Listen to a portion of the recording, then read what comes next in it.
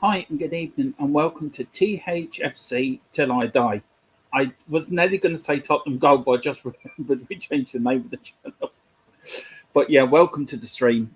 Firstly, I want to thank everyone. We reached 500 subs a little while ago. I'm absolutely overwhelmed by reaching 500. This channel started just under a year ago, and I had no idea we would reach 500. But I want to thank everyone who subscribed, and for your messages for the first 500, and under March we'll go to 1,000.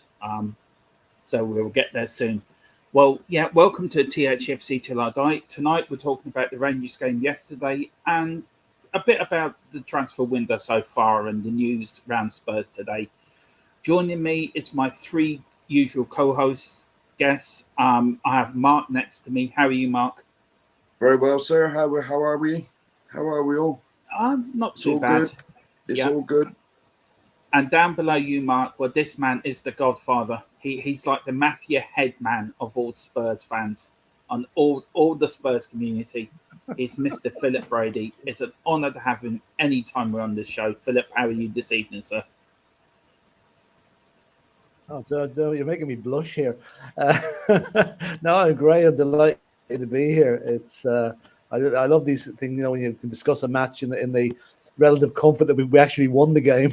Yeah. So I'm looking forward to it. And we sorry, yes, I forgot about the cup. Yeah, we won a little trophy. And also, now this lady I am in debt with. She is the social media queen. I mean, this woman, since she's come on board, we've gone from a little pokey channel to something that we're going to become a great success, and it's all down to this lady. She is Queen Elly Holberg. Elly, how are you this evening? And thank you so much for everything you do. Elly, you're on mute. Well, schoolboy error. Schoolboy error.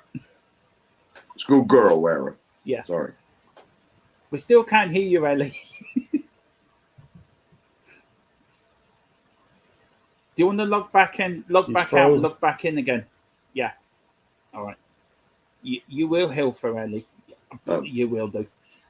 Firstly, when the Chris in, good evening, Chris. Thank you for joining us. And also Dan, the Carter man. I love his videos. They're so calming. If you're really stressed out, go over to this man's channel and just watch a bit of farm. Watching somebody plough a field. All I wish he had Jeremy Clarkson doing the commentary to it. I think that would be absolutely brilliant. Yeah. And then Chris then going there. We'll move down this way, you see it live. Have you two watched Jeremy Clarkson's farming thing on Amazon? Right, is that better? Can you hear me? Yes. Elly, thank you. Typical woman. Everything you've done over the last for the social media. You are the queen of social media. Thank you so much. And how are you this evening? I'm really well, and I'm looking forward to the show. I'm looking forward to some really good topics, and let's see how we go. Yes. Yeah. And we are going to crack on. We're going to actually do a bit of the news first. This I found today, and I don't know how you lot feel. Yes. Now, Philip, you said straight away. Go on, kick it off. What do you think for a bag of crisps at this stage? Well, I was going to say cheese and onion. It could have been a bag of crisps, and I said yes. Bag of crisps and a pint of Guinness. That would be, the talk of that guy being worth 50, 60 million, Zaniola. Okay, I know he's had his injury issues, but he's a class player, and he's still only 21, 22, 23. He's very young anyway. Oh, is that the one who's done both his knees? Yeah. Apparently, he came back stronger after that, apparently. Yeah. If we can get rid of Ndombele for him, it'll be, I tell you, Parrott should be canonized, knighted, given the Queen's birthday list or whatever, because that would be the coup of the century if we got rid of him. Oh, no. That's brilliant. Mark, would you be happy with him being swapped? I mean, he's a good player. I know, what have I done here? He's a good player, this from AC Roma. Did you think we would ever get rid of him if it does come true? I mean, it's only a rumor. I don't know if it's happening or not, but it's in the news today. Would you be happy with that? The big thing with him is his wages. Yeah, 200,000 a week. That's a lot of money for someone to pay, seeing as he's rubbish. I mean, to be honest, if you'd have put a pint of lager on there, I'd have took it. And you, Ellie, what would I- would you be happy to see him go? Would you be sad to see him go? If I he won't be does go? sad to see him go. I'll be happy to see the back of him. Yeah. Right, it's got bigger as he's got, more and more into the years that he's played for us. His backside from eating all the burgers. But being serious, I think to do a swap deal with Zaniolo, it would be a good deal. If I don't think Roma will pay the 200,000, so he'll have to take No. a hefty pay Yeah, cut, or we'll have to sub them. We'll have to sub them half his wages or something, just to get him off our books. A swap loan, basically. Swap loan, yeah. Yeah. Either way, I'll be glad to see the back of him. And Zaniolo, he'll add something to our team for sure, because he's a decent player. I just want to mention, Zoe, I hope. Well. Yeah, we're going to get on to that in a minute, Philip. I just want to wish Zoe all the best. I hope you feel better. Get well. Thank soon. you Yes, for popping Zoe. in, and I hope you get better with COVID. And you're a big supporter of this channel and the Irishhotspur, and the fact Send that her a big up, kiss. Zoe. And I hope you feel better. Yeah. Philip, with Mr. Burger King, or Mr. McDonald's, do you think, what's his problem? I mean, why doesn't? I mean, he went to Lyon, didn't perform there. Is it an attitude problem, or is it just he's lazy? Well, first of all, I think we have signed 3 players with the starting initial N from France. In G, in Kudu, and now in Ndombele.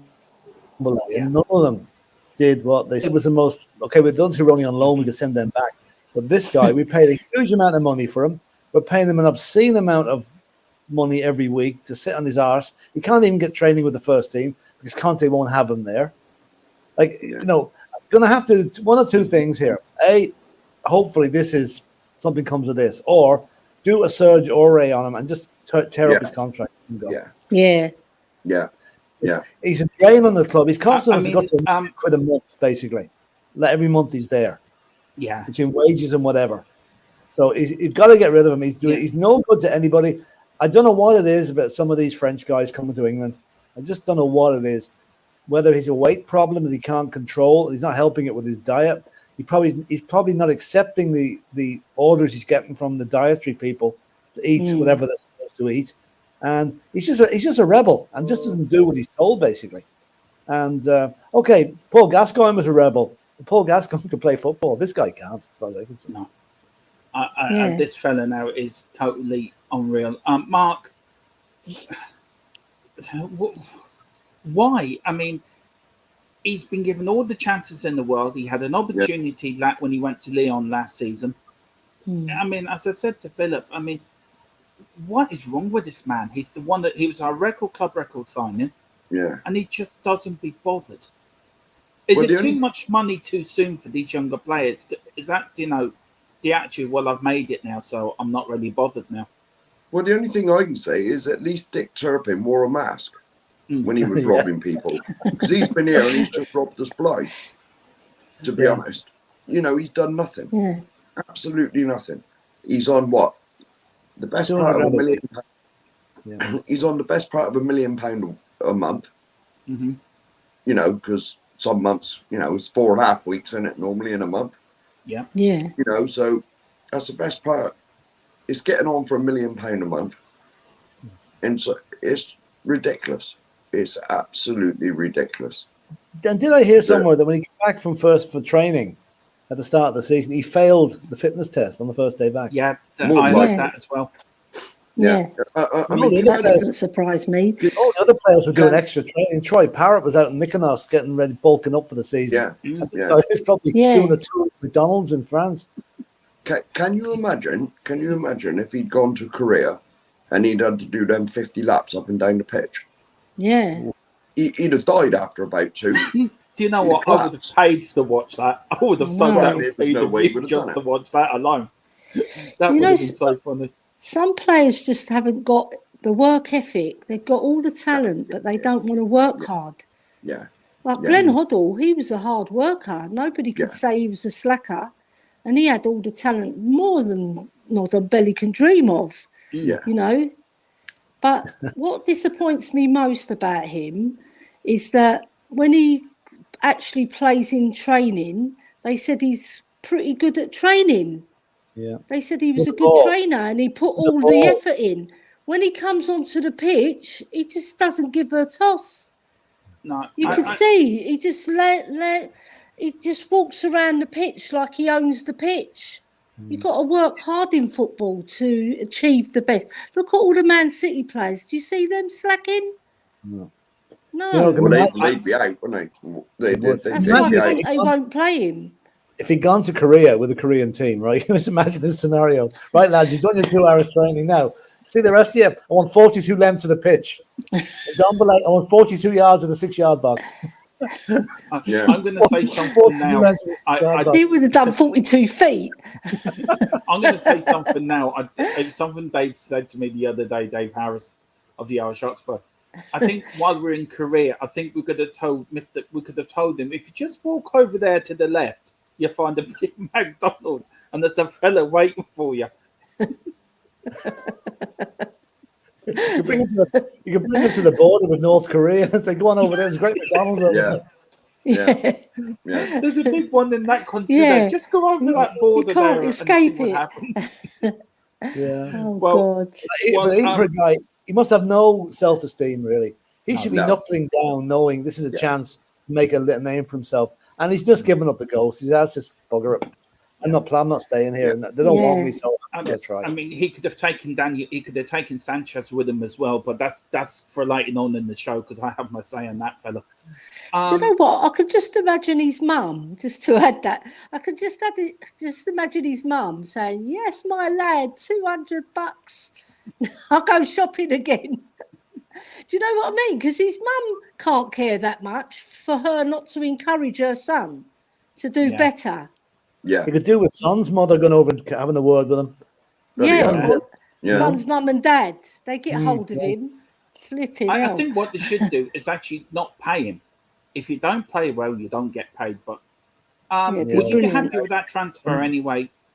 The three of you. So yes and no. Would you be happy with that transfer if we can get it? Yeah, I know something as Dan the Carter man says there. The Roma board will nearly be as bad as ours if they go for a deal like that. Unless Jose Mourinho fancies him as a footballer. Yeah. Which I heard a rumour that Jose liked him.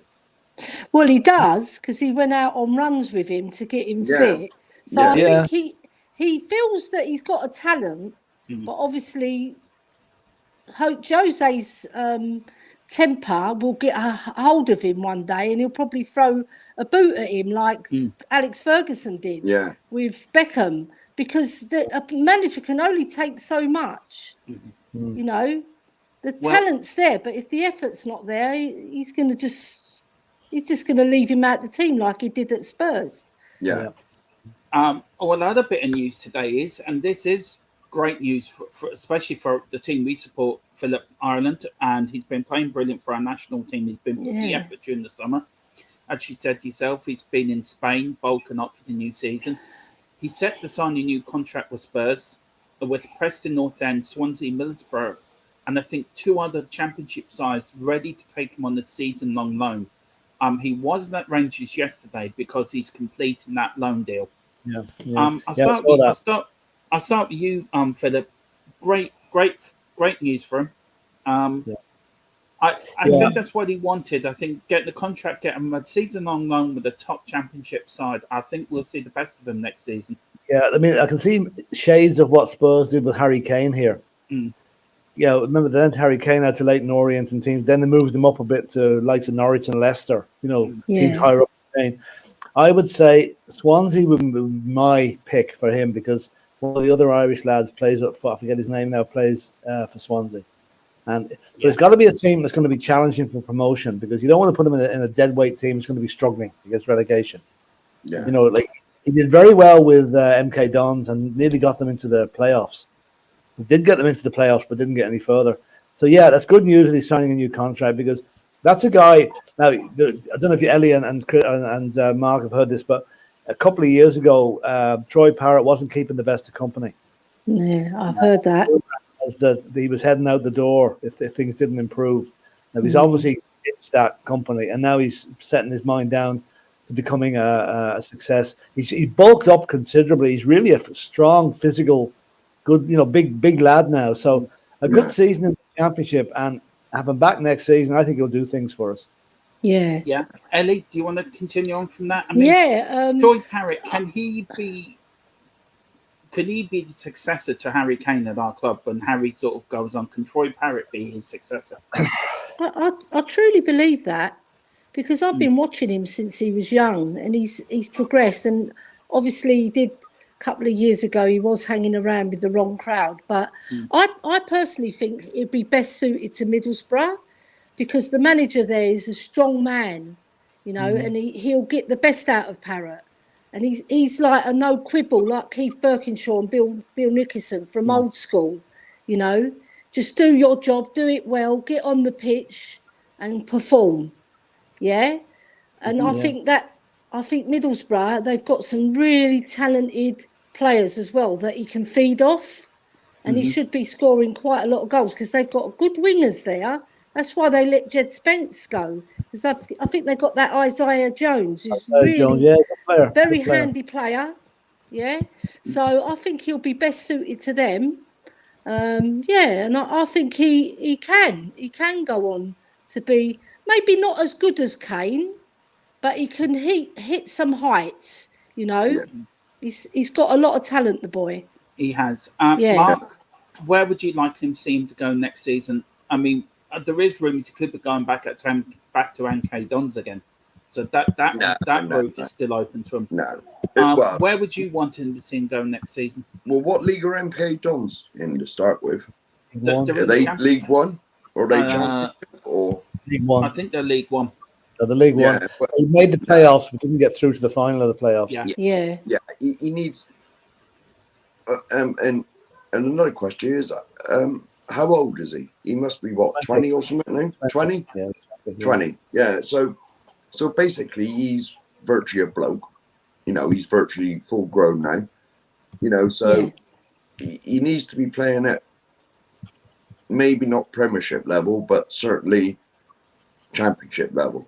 And it's like Elly and Phil have said, a good team in the Championship as well. Because you don't want to go out there and get stuffed every week, and you may get one chance on goal, and then it's up to you to take it. You want to be one of the teams up near the top, one of the favourites for it. Yeah. Even the teams that went down, the likes of Fulham or someone like that.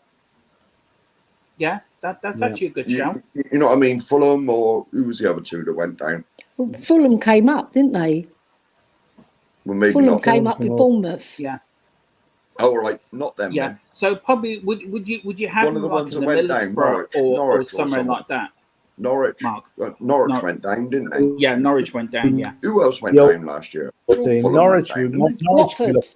Watford and Burnley. Oh, Watford. That's right. Yeah. Well, one of them. We'll put it this way: Norwich, Watford. Well, Norwich, Watford, and Burnley. Yeah, Watford Norwich and Watford, because that's sort of. Not going to get Burnley. No. Well, anyway, no. a big up to Leo Coy's S1882. He's a new subscriber. I've been talking to him on Instagram. Yeah, he is going to pop onto the show in the next few weeks as well. But he says, "What's up, everyone? Big up to the panel. Nice to be a part of this community.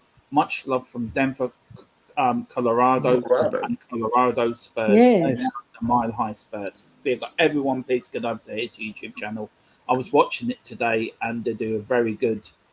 The two lads, they're very good lads, and I'm speaking to them on Instagram. So yeah, big up, Leo. Yeah, and thank you for joining good lad. me.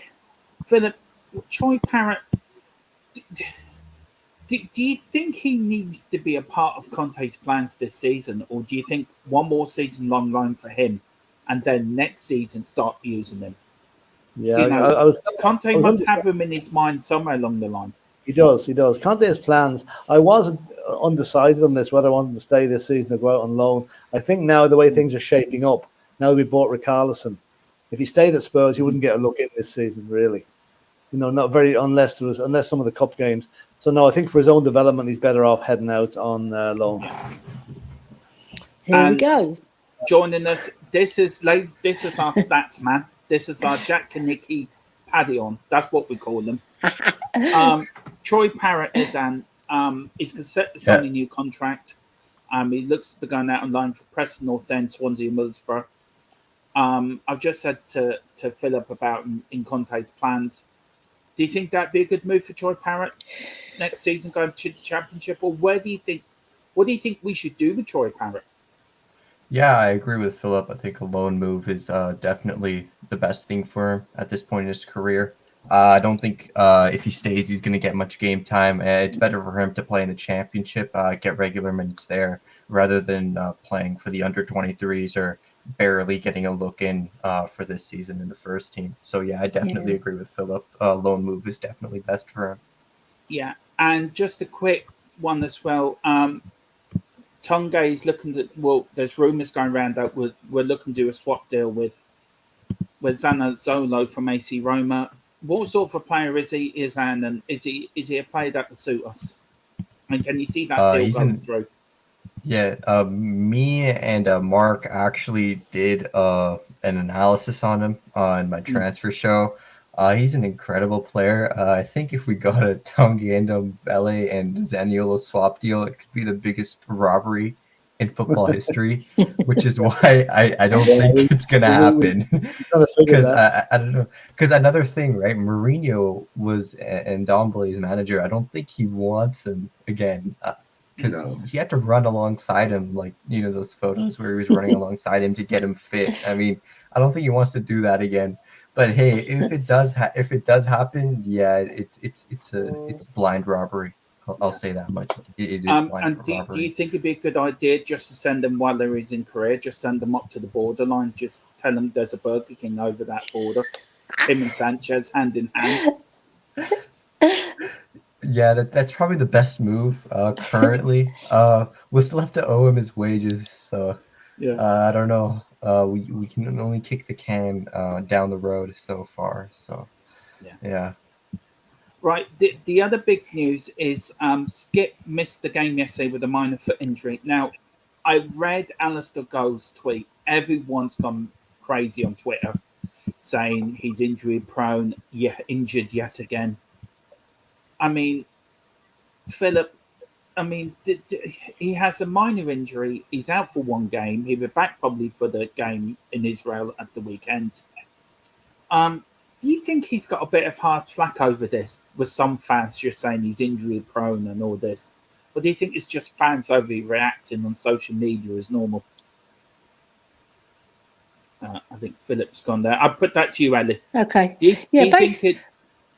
Yeah, I'd say he's not.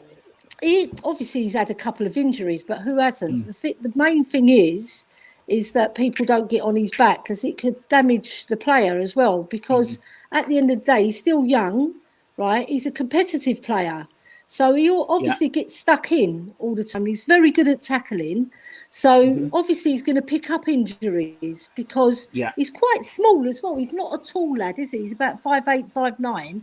So he's still got time to grow. I just feel he gets a rap over the injuries. Obviously, now he's like pushing to be a first teamer, really. He's got to stay injury free if he wants to get a good run in the side.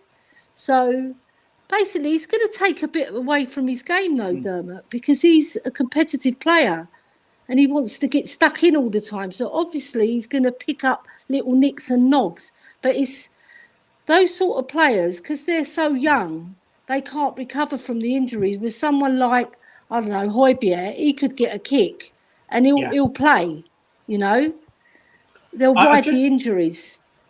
I just want to read out what Alistair Go says to you, Philip. You were cut off there with your internet. And big up United. I just want to welcome Moondog.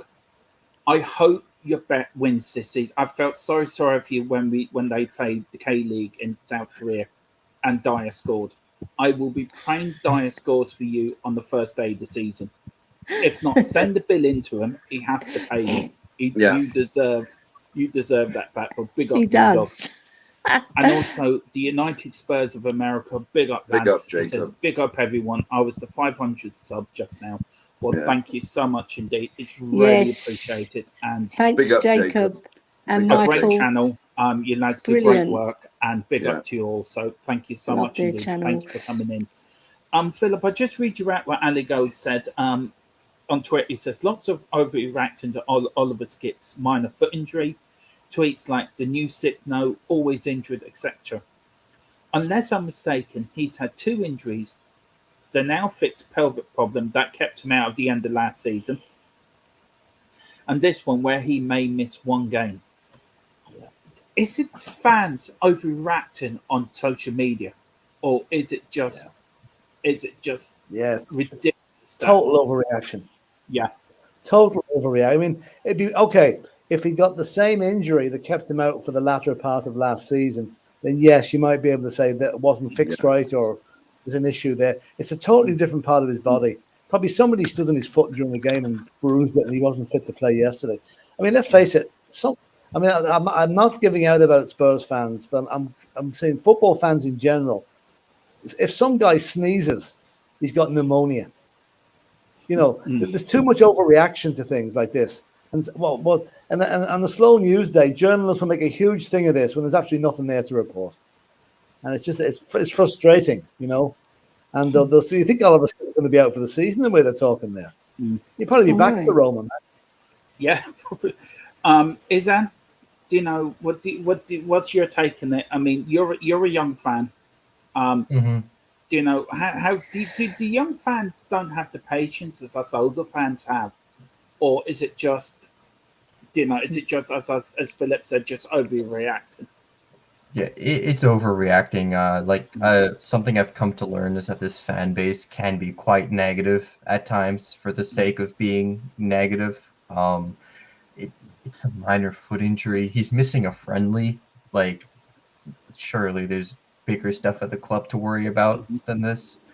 It's just a simple overreaction. I mean, we've seen this kind of thing time and time again. Nothing to worry about for Skipp. It's a different injury. It's a minor foot injury. Who the hell cares? He's missing a friendly. Yeah. And Mark, do you know do you want to add anything to that? Just the same as everyone else? Well, let's face it, it might not even be it might not even be a football related thing. He could have stubbed his toe on a bloody table at home. You know what I mean? You know, it could be anything. So what? And it was a friendly anyway. Yeah. We'll get on. We'll get on with the friendly, Mark. We'll get on. We'll start with you. Yeah. Sorry, Mark. And going back to the bit you were on about Troy Parrott yesterday, Norwich should be a perfect place for Troy Parrott, because look what they done with Skipp last year. You know, they turned him into a proper player. And so I read this for you, Mark. It is brilliant. This is from Moondog. So me and Dyer have fell out, mate. No more bets. He took the mickey out of me. did he not put a bet on him in when the game against or one? Did he not put a bet in when we played the K-League team? No, he didn't. That was the only game he didn't put a bet on the. Oh, I feel for you. We've got a bit more than news. We'll go back into it later. We'll start with you, Mark. The game yesterday, we beat Rangers 2-1 to win a trophy. The Watertown Cup, Watertown Memorial. Watertown Memorial. We beat Rangers 2-1 at Ibrox. Harry Kane with 2 goals. We saw a lot of the new signings as well. Best bits of the match. Your favourite? Any of the new signings play well for you? No. And what was what do you think of so far pre-season so far? No, my stream was going in a bit in and out. I managed to see 3 goals, and then shortly after that, it froze and gave up completely, and so I went down the pub. To be quite honest, but well, I thought. See, I missed the bit where Longley stuck it down the line, and it was apparently a hell of a ball. I missed that bit, but I saw the goals. To be honest, I even saw when Rangers scored. We was all over them anyway. We had loads of chances. Yeah. I mean, their keeper played well, whoever he was. McGregor, he's Scotland's #1 goalkeeper. McGregor as well. Well, he played well. And there was some lad in their team that was like grease lightning, really fast. Yeah. No, he looked a good player. Yeah. But, you know, I was a bit disappointed with Basuma when he come on. You know, he did what he had to do, but he wasn't taking people on. He was just passing it. He was doing the easy stuff. Right, it was his first game and he's settling in. But I'd like to see him, you know, run with the ball or, you know, do a little bit more than he did. But this is his first game, and it's pre-season, so. Are you happy how pre-season's going so far with Conte? Well, we ain't lost yet. Well, we haven't lost, and we've won a cup that I put on Facebook immediately because I'm not used to doing that. I put the photo of Hugo with the cup on there immediately and said, "Look, I've seen it, witnessed it." Yeah, a second trophy. We've won 3 trophies on the ENIC. I read. I think it was put up on one of the group chats: the League Cup, the Audi Cup, and then this cup yesterday. Yes. Yes. Philip, I'll go with you. Who did Jess Spence impress you? Great tackle when he came on. Looks to be an upgrade on what we've got. And also, are you happy how what you're seeing? Is it making you more excited about the start of the season against Southampton? That we're going to start the season in good stead, like ready to start it running. Yeah, one thing I thought was significant yesterday. Conte didn't start with any of the new signings, yet all 6 of them were on the pitch at the end of the match. It's quite. I thought maybe he might have started, with Carlson, but he didn't. As for Jed Spence looks okay. I mean, that was a great tackle he made. I mean, he had to make a recovery run to make it, and in a very short space of time, and did it. Other than that, he didn't have a lot to do. I'll slightly disagree with Mark on Basuma. I thought Basuma came on and he looked like that little bit of arrogance that we need in midfield. Now, again, I'll admit he didn't do a whole lot. He didn't have to do a whole lot, to be honest with you, because we were in control of the match at that time, and most of the play was going Rangers' direction, except for the last 10 minutes when we made the 11th change and we had a complete new team on the pitch. Spence was good. I thought Langley did okay as well, and I thought it was significant that the only 2 players that were left on the pitch for most of the time, I think, was Højbjerg, and who was the other one? Was it Dyer? Yeah, it was. Yeah, they were the 2 we kept on longest, So yeah, good. I mean, let's face it, Rangers is never an easy place to go. No, and the whole Scotland England thing was really there, and the kind of venom from the fans when the Spurs team arrived was quite heavy. Although even they had to stand up and applaud Son and Harry Kane when they came off, because it's not often they see such class playing at their place, seeing as the Scottish League only has 2 teams in it. Very good. I mean, we're really building up nicely. Roma is going to be a test on Saturday, and I think whatever team starts that game will be a big indication of what's going to be the starting level the following week. That's so true, Philip. That's so true, Philip. I've got a quick question here from Paul. I don't know if any of you can answer this. Do any of you guys know what happened between Ndombele and Sonny? There was a clip of them on the touchline when Sonny pushed him. Thanks, he says. And big up Paul Shepherd, another new subscriber. Thank you. Well, that wasn't yesterday. Well, that couldn't have been yesterday because he's not even over there. Is he? Squad. No, it must have been that season sometime. Yeah. Well, I've not seen that. I don't know. The only thing I can think of is the Morecambe game when he refused to walk off. I think that's the only thing I can think of. Somebody was pushing him off, wasn't he? Yeah. Wasn't they? Yeah. I think that. Big up Paul Shepherd, though. Thank you for the comment. I'll go with you, Izhan. Which of the new signings excited you most yesterday? And we will be doing the Basuma player profile during the stream as well. So, I mean, Mark wasn't happy with Basuma. Philip was happy with Basuma. I mean, who impressed you with the pre-season of the new signings yesterday? I think definitely Perisic impressed me the most. I think there's I think we've really lacked a proper wing back, and Perisic really brings a lot of experience, and I think we saw a bit of that. I'd like to see a bit more, but I think Perisic will be a really important player for us. next season. Yeah. And Elly won a cup, another trophy for the cabinet. Yeah. Harry again, 2 great goals. Dave, I could hear Dave cheering from Kildare. I live in Wexford. I could hear Dave out the window cheering. Do you think we're coming? This is the best season we've started in a long while. That we look a hard team to beat because we didn't play well, but we're getting results, and that's a great indication when you're gonna when you win a league. If you don't play well, you always pick up points. Yeah. Do you think, Elly, we could be on the crisp of something marvellous this season? Well, it's very hard to gauge because obviously there's been so many chops and changes in the team. So we're not seeing a consistent first 11. So when we see the first 11, then I can make a judgment. But what I was impressed with, which I agree with Izhan, is Perisic. You saw a proper left wing back who defends and gets forward. He knows how to use the ball. He's intelligent. He knows how to defend. I think he done more defending than Longley, actually, because he was getting back and really helping out.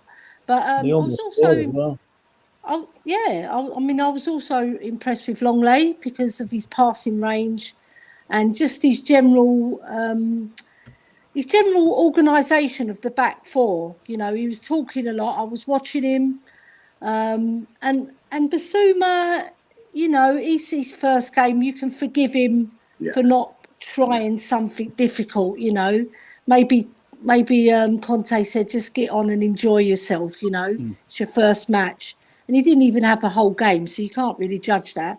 So we know he's a class player. We know he's got more to give. All I'd say is it was a good all-round team performance. It was very impressive, actually. And I enjoyed the goals. They were fantastic. Yeah. Brilliant goals. They really were. Especially Kane's first one. It was excellent. The first one. I tell you one thing. You go through the summer and you miss watching them. And you just get excited just to watch Harry Kane again. I just want to pick on one of the new signings. Jed Spence came on yesterday, did that terrific tackle to announce himself. I'll start with you, Philip. Jed Spence, who would you put him above? Who would you have? Would you have Spence or Emerson or Spencer started? Or Spence or Mora as your 2 right wing backs? What would you do? Actually, Lucas Moura did very well when he was on the time that he was on. So the fact that Matt Doherty didn't even get on yesterday was quite telling. Yeah, I would say that could be an indication that Matt Doherty's on his bike. It'd be swan song. He's an Irishman. I'd like to see Irishman at Spurs, but anyway, Moura and Spence, and the enigma that is Emerson Royale. You never know what you're going to get with him. He could be brilliant one day and absolutely awful the next. I would say that's 3 options we have for right wing back, and I'd say they'll be mixed and matched. Now, who actually starts the season? If Conte is brave, he'll play Spence. If he's a bit more conservative, he'll play Royale with Lucas Moura as the 3rd choice if needed. So, tricky one. I'll go back to my team selection next Saturday. That's going to show. And if he's really desperate, he play Doherty. So, Doherty didn't get. Okay, maybe he was sparing him the abuse he would have taken as an Irishman getting on that pitch. Do you know what though? My brother. I just want to quickly welcome Amir in. Amir's another part of the team of here on THC. How are you, Amir? I'm well. I'm very well. I hope everyone's getting on well, and I've been listening in keenly, and it's looking very positive, isn't it, going into this season? What was your thoughts? What was your thoughts yesterday, Amir, on the game against Rangers, and which of the new signings impressed you? So unfortunately, I only managed to catch the end and the highlights because I was working. But from what I saw, Spence looks like he's got a bit about him for sure. I like Hill. There's something about that kid that I see some raw talent there. That he's a few steps away from getting really into the team and being part of the squad and getting into the Champions League squad and stuff. So we're looking good. We're looking good. Yeah. I think Elly, Paratici supposed to be. Paratici is rumored to be in Italy at the moment, trying to offload Hill and Ndombele. So that might not bear well for Hill's future at the club, you know. Although I would like to see him stay.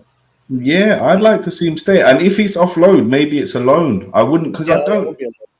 I think physically, you know, he it's like he's not quite ready there for the Premier League. He needs to bulk up a little bit, and you know, be a little bit tougher in the challenge. But I can see him getting there. So, but Ndombele, if that is true, I mean, Christmas has come early for Tottenham Hotspur. 5 years. You know, Zaniolo in and Ndombele out. It's something's a bit fishy here. I don't know. Yeah. Well, if that does happen, I hope the Spurs boys can don't start laughing until after the contract's signed. Then laugh away. Yeah. That's true.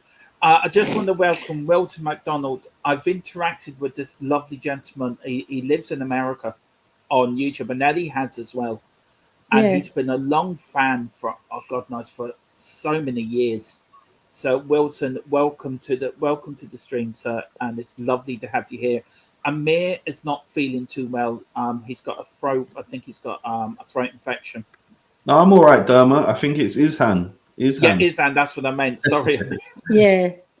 So Izhan's not too well. So we will put the Basuma part of this show onto later in the week to Izhan's a bit better.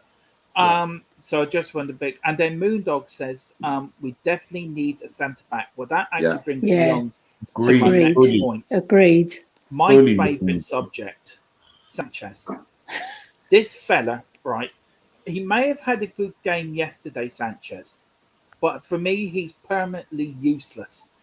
I mean, this fella, you could put him out to it. He always a mistake in this man. Now, I'll start with you, Amir, and then I'll go to you, Philip, Mark, and then you, Elly. Sorry, I'm putting you last, Elly. Actually, we'll do ladies first, then I'll go around the stream, around the panel. Elly, am I being too harsh on Sanchez, or am I justified to feel how I feel? And I'm not the only one that feels like this. I know there's a few other Spurs fans. Dave Harris is one. He's in my camp. Yeah, he is useless. There's always a mistake in him. So am I being too harsh on him? No, I don't think you're being too harsh on him, Dermot, because, like you say, he might have one fantastic game, like the Arsenal game, for example. He played really well, and then he'll have 10 bad ones. So he's not consistent enough, and he also does the most calamitous mistakes. You know, like he'll trip up over his foot, or he'll trip up over a player, or he'll throw himself in the air and then land awkwardly, and then they'll score. Everything that he does bad normally leads to a goal 90% of the time, you know, so it does stand out a lot like a sore thumb when he makes a mistake. Worse than the other defenders, because we got some really bad ones as well, right? So he's just the worst of the bunch, right? And he doesn't fill you with confidence when he's on the ball, especially, and he's bringing it out and he's looking around, and you feel like he makes you feel panicky because he's not a confident player. I think he knows that the crowd are on his back as well, which makes it even worse for him. You know, but you've got to ride that when you're a professional footballer. If you're going to make it at the top level, you've got to ride the fans who are going to give you stick and try and prove them wrong. But he hasn't. So, no, I don't think you've been harsh on him, Dermot. Mark, Sanchez, first game, he was trying to, you know, get the job with Bruce Lee's actor with the Kung Fu kit in Rush Hour. The game against Rangers, he didn't play too bad. The game against Seville, there was again a mistake in him. I mean, does he have to be dropped from the side now? And who would you bring in to replace him? Would you play Romero, Longley, and Davis in the back three, or would you? What would you do? Well, to be honest, he's only really Romero's backup anyway. You know, because We've seen what he does when he plays on the left. The game against that Farmers team in the Mura. whatever it was, Mora, whatever it was, yeah. So he's going to only basically be Sanchez's backup anyway. So, but to be Sanchez backup, Romero's backup. But to be honest, Romero was out for the last few games of last season, and we didn't concede a goal. So you've got to give him some sort of credit for that. But I do agree with you. Like, there's been several times. Remember the game against Man City when he fell over and he was chewing the grass? I mean, and the thing is as well, we spent 40 odd million on him. Was it 42 million? Yeah. A lot. It was a lot. Yeah, and he's not really lived up to that sort of, because that was a lot of money back then. What's he been with us? 3 or 4 years? 5 years. Yeah, 4 or 5 years? 5 years. 5 years, 5 seasons. 5 years. Yeah, well, there we go. I mean, 42 million back then. I mean, the transfer market wasn't as like crazy as it is now. 42 million, it should have got you a sort of good player, to be honest. Yeah. But obviously it didn't. But a lot of that you got to blame our recruitment for. The same. It's the same as whoever decided to buy Ndombele, to be honest. Yeah, Steve Hitchin. Yeah, That's a different show altogether. Well, yeah. We won't go into that. Yeah. Philip, We won't go there.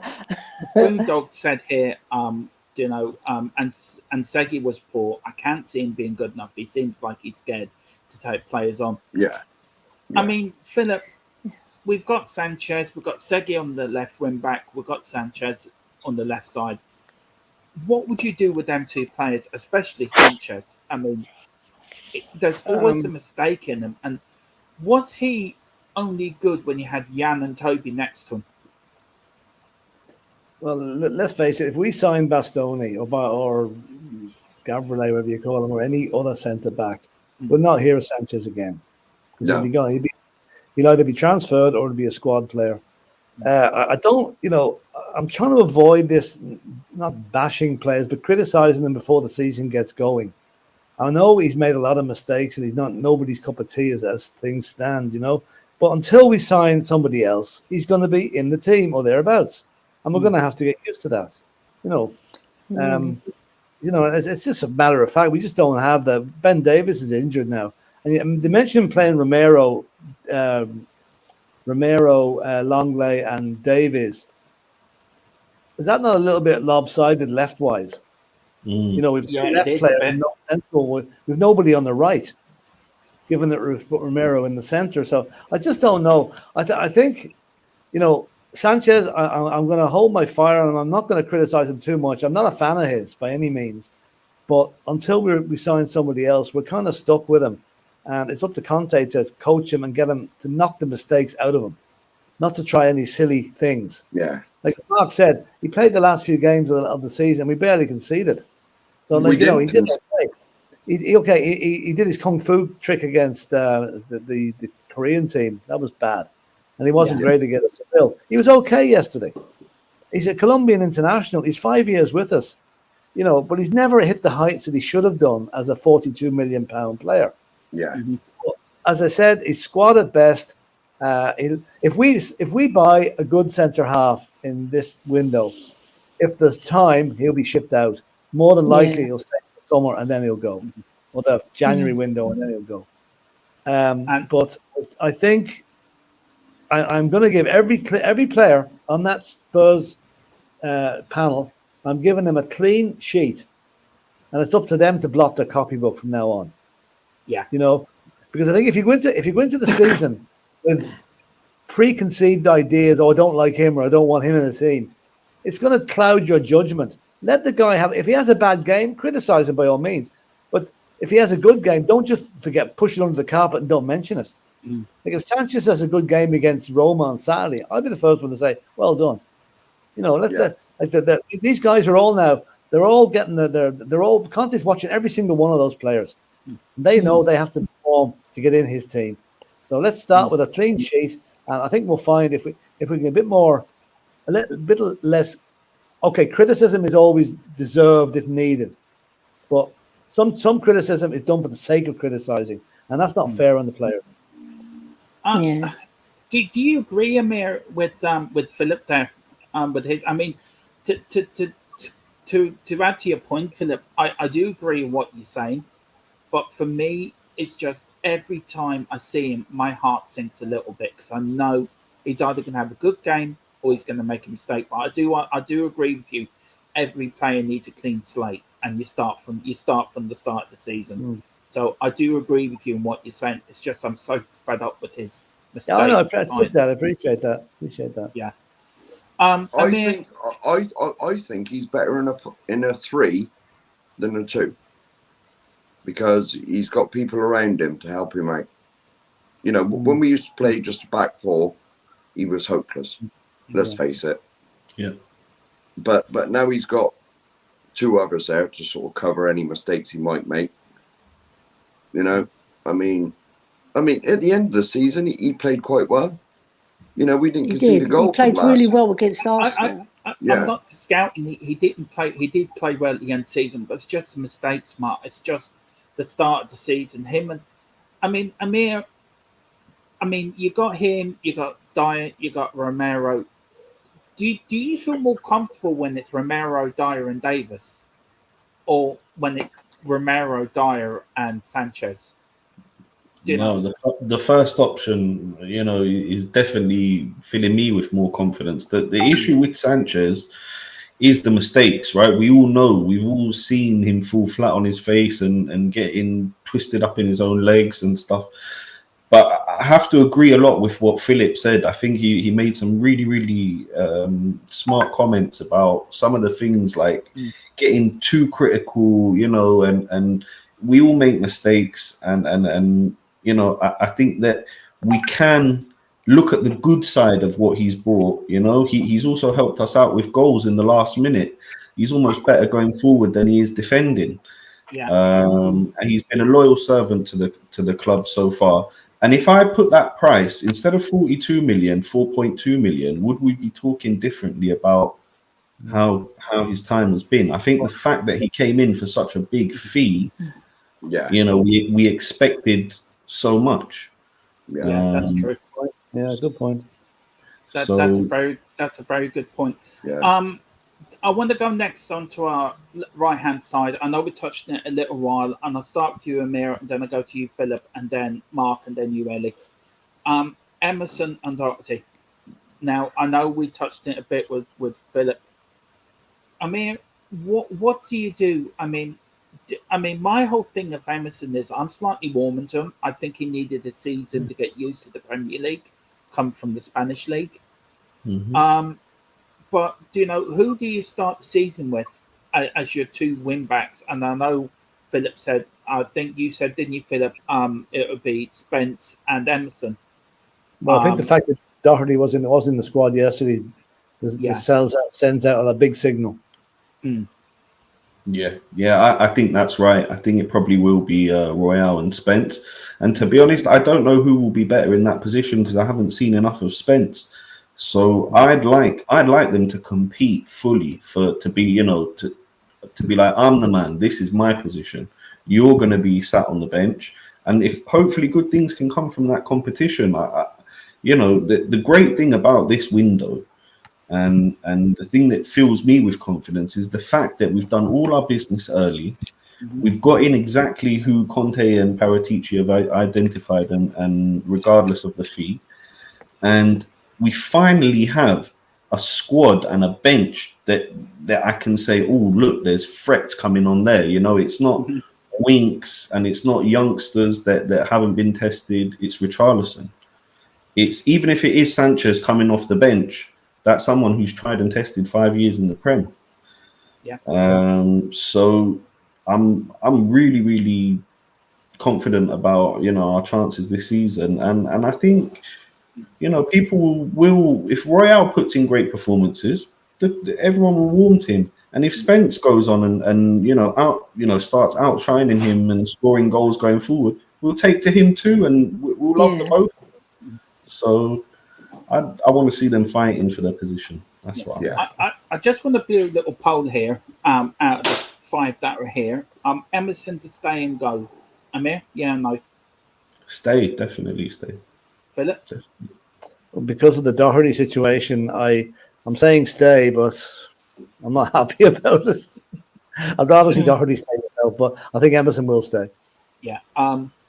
Mark, Does anyone know why Doherty wasn't in the squad yesterday? Well, he was there.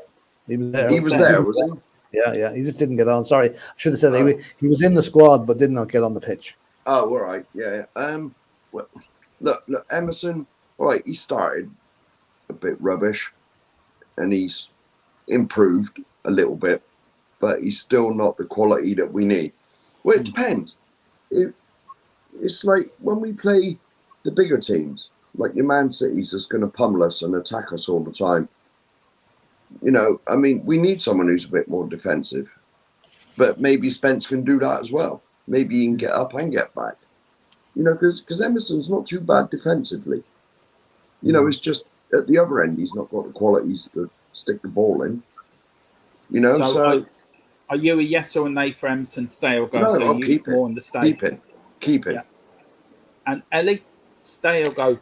I'm going to go against everybody. I want him to go because he's just not you're good my enough. kind of lady, Elly. But the thing is, he's not good enough for what we want to achieve. All right, if we want to achieve big things, we've got to think better than Emerson. And whenever I've seen him, he's just not good enough. He's out of position.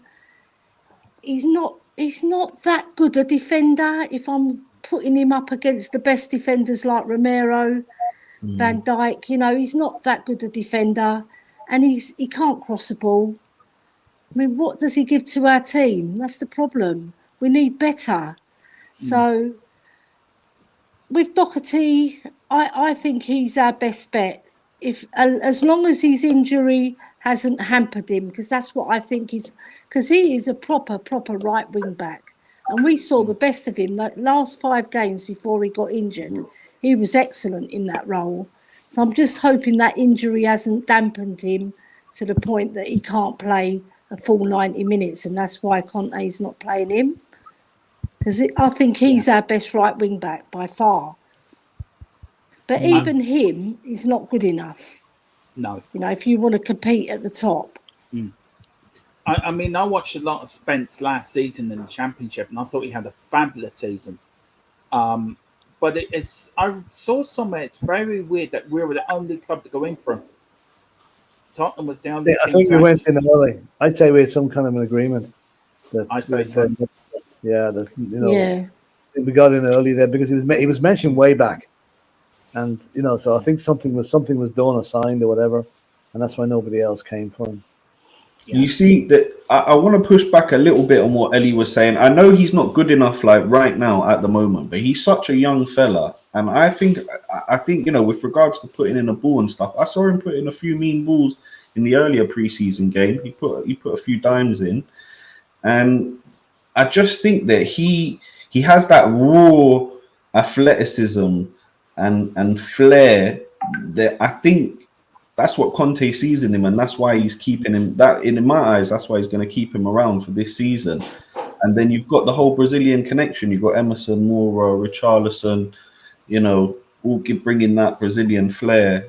So I can see him staying, and I can actually see him having a good season. And when you think about last season, he was solid defensively and helped us get to that top 4. And I'll be ever grateful for him for that. You know, whether he stays or whether he stays. Yeah, no, great shout there, Mayor. Just very quickly, JC, welcome to the stream. He says late to the stream, but like given. How are you all doing? We're all doing grand. Please, everyone, like and subscribe. Like and subscribe to the stream, please. We've got 17 watching and 18 likes, so please hit that like button. As they all say, caress it, as some people would say. Yeah. I'll start with you, Philip, on this. There has been news the last few days that we're going to buy James Maddison from Leicester. How happy would you be if we actually bought him? And do you think we need him? I would be happy if we got him, yeah, because I mean, I suppose we don't really have a number 10 in the team at the moment, except when Harry Kane drops deep. I think this Italian rumor, the swap, might put an end to that Maddison thing if we buy the guy from Italy. But I don't think Roma are going to swap in Ndombele from him, so that's probably going to be a dead duck. I would be happy to get James Maddison in, yes. Yeah. He's a good player. He's got an eye for goal as well, you know. So, Amir, I mean, what would you see James Maddison bringing to our team? We do need a creative midfielder, someone to unblock that low block.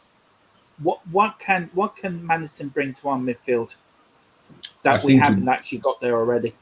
I think he'd bring a lot, you know, in terms of assists, in terms of finding space, goals as well. The guy can finish. So he'd be a great addition to the squad. My question would be, if we get him, is that coming at a cost of a centre-back? Because I really just think that is the place. That's even why I was a bit humming and hawing about the Richarlison deal. Because I would have liked to see a bit more backup for the back, because that's what I'm worried about. Like going forward, to be honest, guys, I'm really not worried about getting goals this season. The way we were banging them in last season, the way Kane's looking pre-season, the way Songy was looking towards the end of the season, the way Kulusevski came into the side in January and just absolutely smashed it out of the park and, you know, did fantastically. It's the defense that I'm worried about. But I've got a feeling that Paratici and Conte have got this sorted. I'm kind of calm. I think there is someone coming in. So, you know. Yeah, no, that's good points there, Amir. Mark, Maddison, would you be pleased to see him at Tottenham, or would you not? You think, he's not the player for us? It depends on the price. What sort of price are we looking at? I think you're looking around sort of 50 million being banked. Round 40 to 50 million. Leicester need money though. Leicester need money before they can strengthen their squad, so that could play into our hands.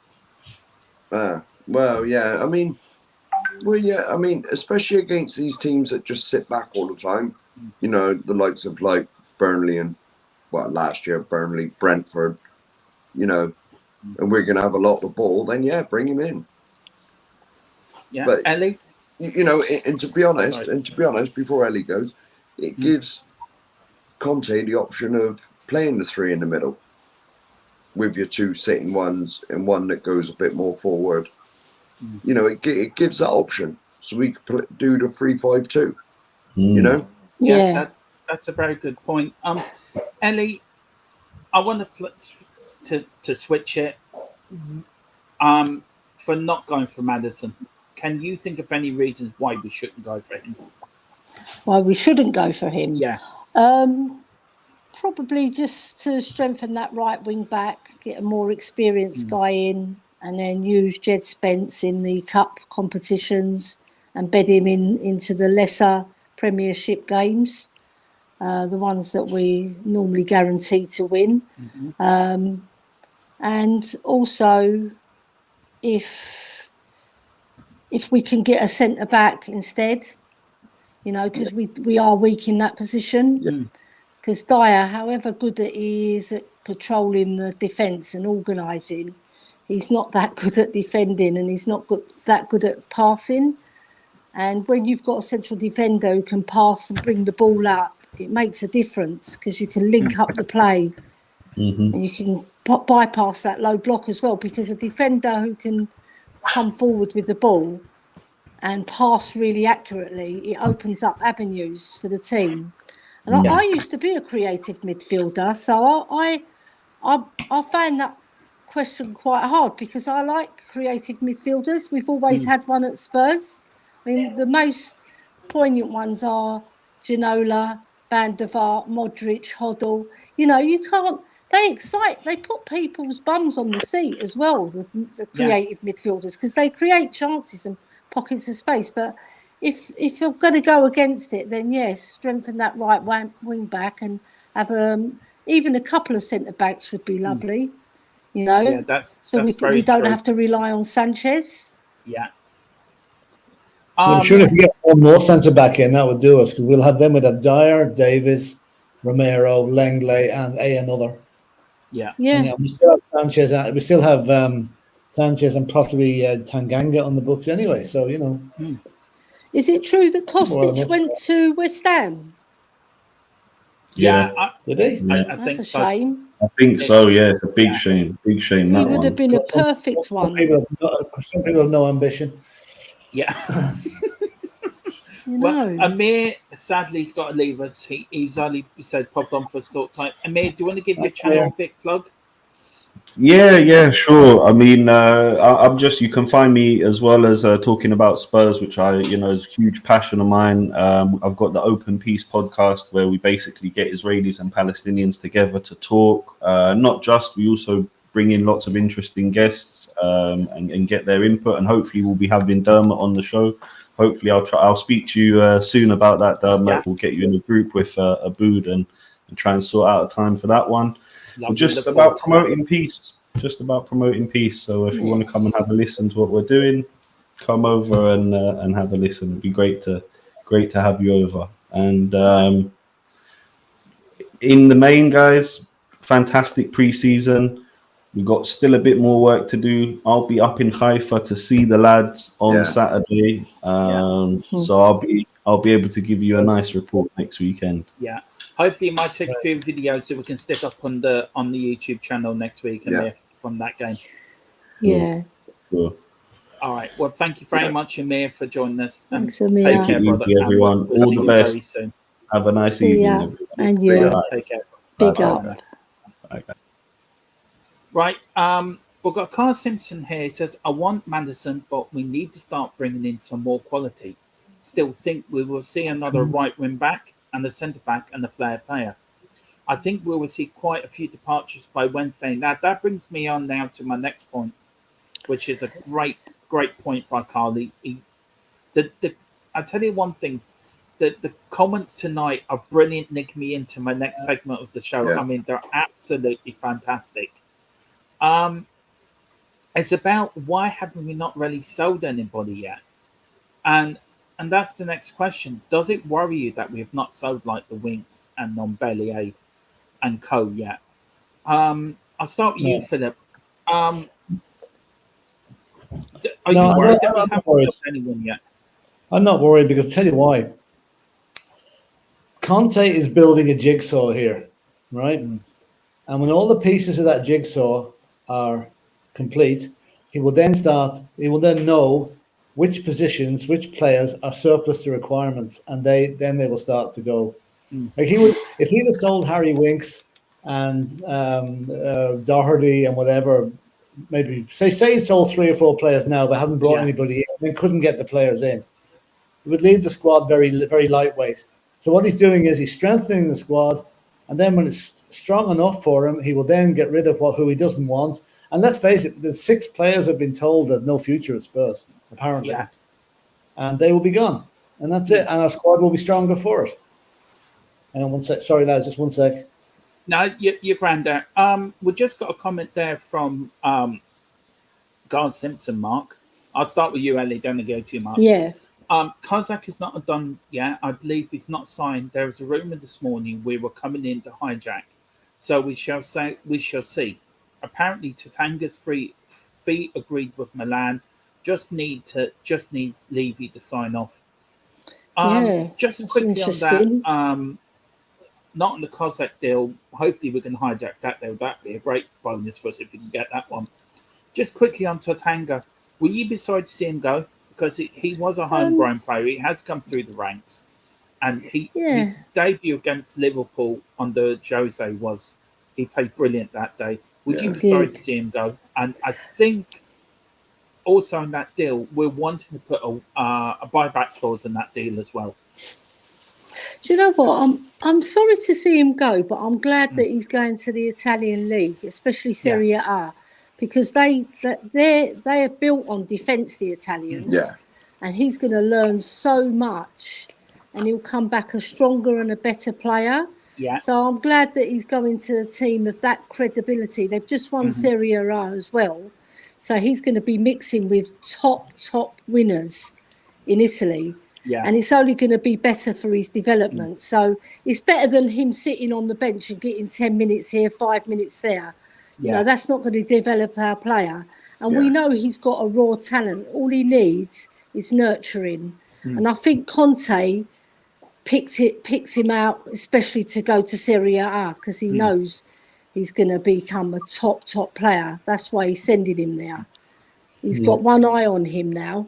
Yeah. I think is there not going to be an option to buy there on that loan? Yeah, there is an option to buy back on that deal. There's options to buy back as well, I think. Yeah. Mark, are you sorry to see Tanguy go? He's a homegrown player. Somebody come through the ranks at Spurs. Yeah. But do you feel he just isn't good enough, or he just hasn't reached his potential yet?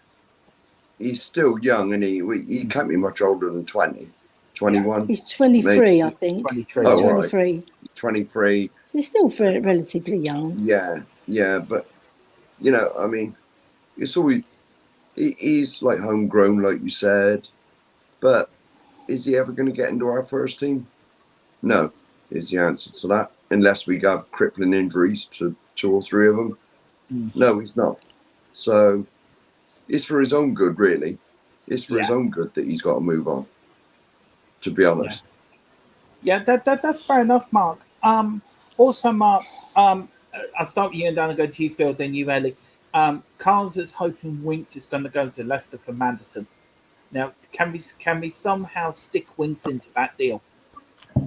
Will that knock about £3 off of the fee? To be honest, £2.50. It's not gonna like bring it down a lot, is it? To be honest, no. You know, but where would you think Winks needs to go, Mark? In your opinion? And my local team are rubbish. My hometown team are rubbish, and so he could come here. All right. To be honest, he'd fit in well here. Yeah. So Mark is Winks' agent. He's signing for Mark's local team. You've heard it here first. Yeah. What's your cut? 2 pence. Well, a couple of pints. Yeah. Philip, the Kazakh deal, and Carl Simpson said here, the Kazakh deal is not done yet. I believe they have not signed. So there's a rumor this morning we're coming in to hijack. Would you be happy if we hijack this deal? I'd be ecstatic. I mean, for 2 reasons. One, Kostic is a class player, and second, it would piss off the spammers no end. And that's even better than getting a good player, you know. Absolutely. Oh, that would be nearly as good as getting the Carlson and Basuma to get Kostic. Yeah. It really would, you know. It really would. And we give the spammers something to moan about when we beat them 6-0, you know. Yeah. We'd only lost by 5 if we'd signed Kostic, you know. Yeah. Mark, would you be happy if we got Kostic over the line, hijacked under the West Hammer's noses? Oh yeah, definitely. For the exact same reasons as what Philip's just said. Exactly. Yeah. Exactly that. They'll be crying into their bubbles and down there. Yeah. Barney the dinosaur will they be will crying, be sitting on the pitch, bawling his eyes out. Poor old Barney the dinosaur. And please, everyone, 15 in the house, please like and subscribe. And also, when you're on the YouTube channel, you can become a member.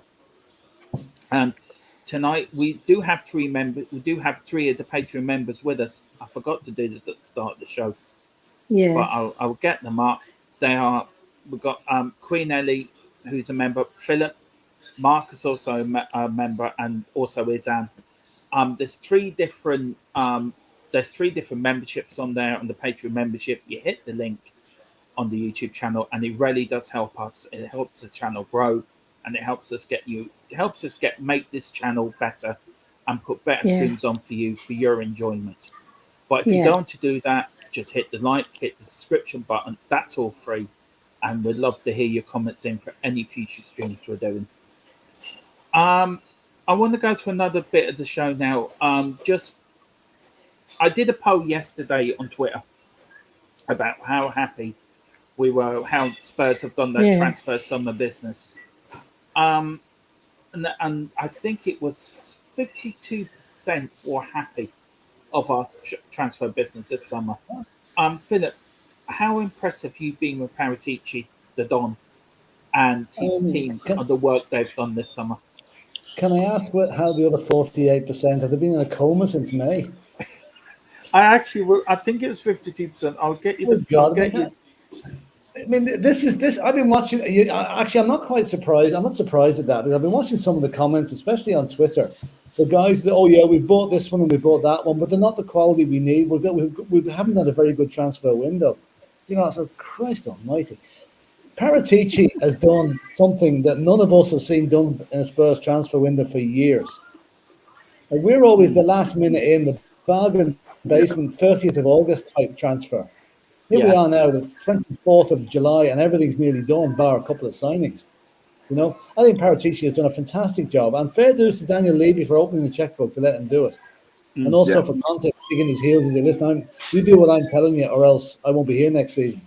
So it's working. So anybody can say we haven't had a good transfer window. I don't know how they can call themselves Spurs fans. Now that's been critical, I know, but that's the way I see it. If they'd have been around 10 or 15 years ago, or 20 years ago, when we had the likes of Jerry Booth playing for us, and players whose name even escape me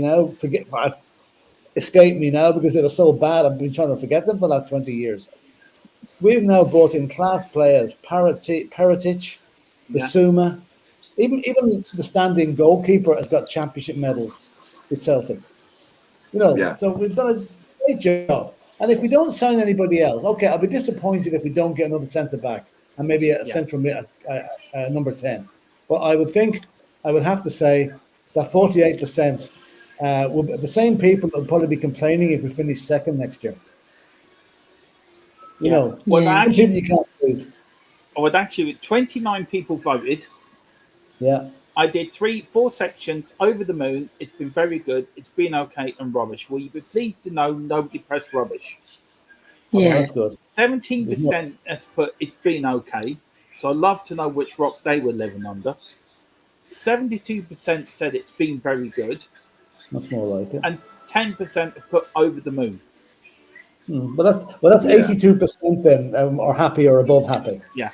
Which is fair enough. That's more like it, Yeah. That's only 52% now. Good God. Do you know what it must have been? They must have thought they were voting on an Arsenal poll. Yeah.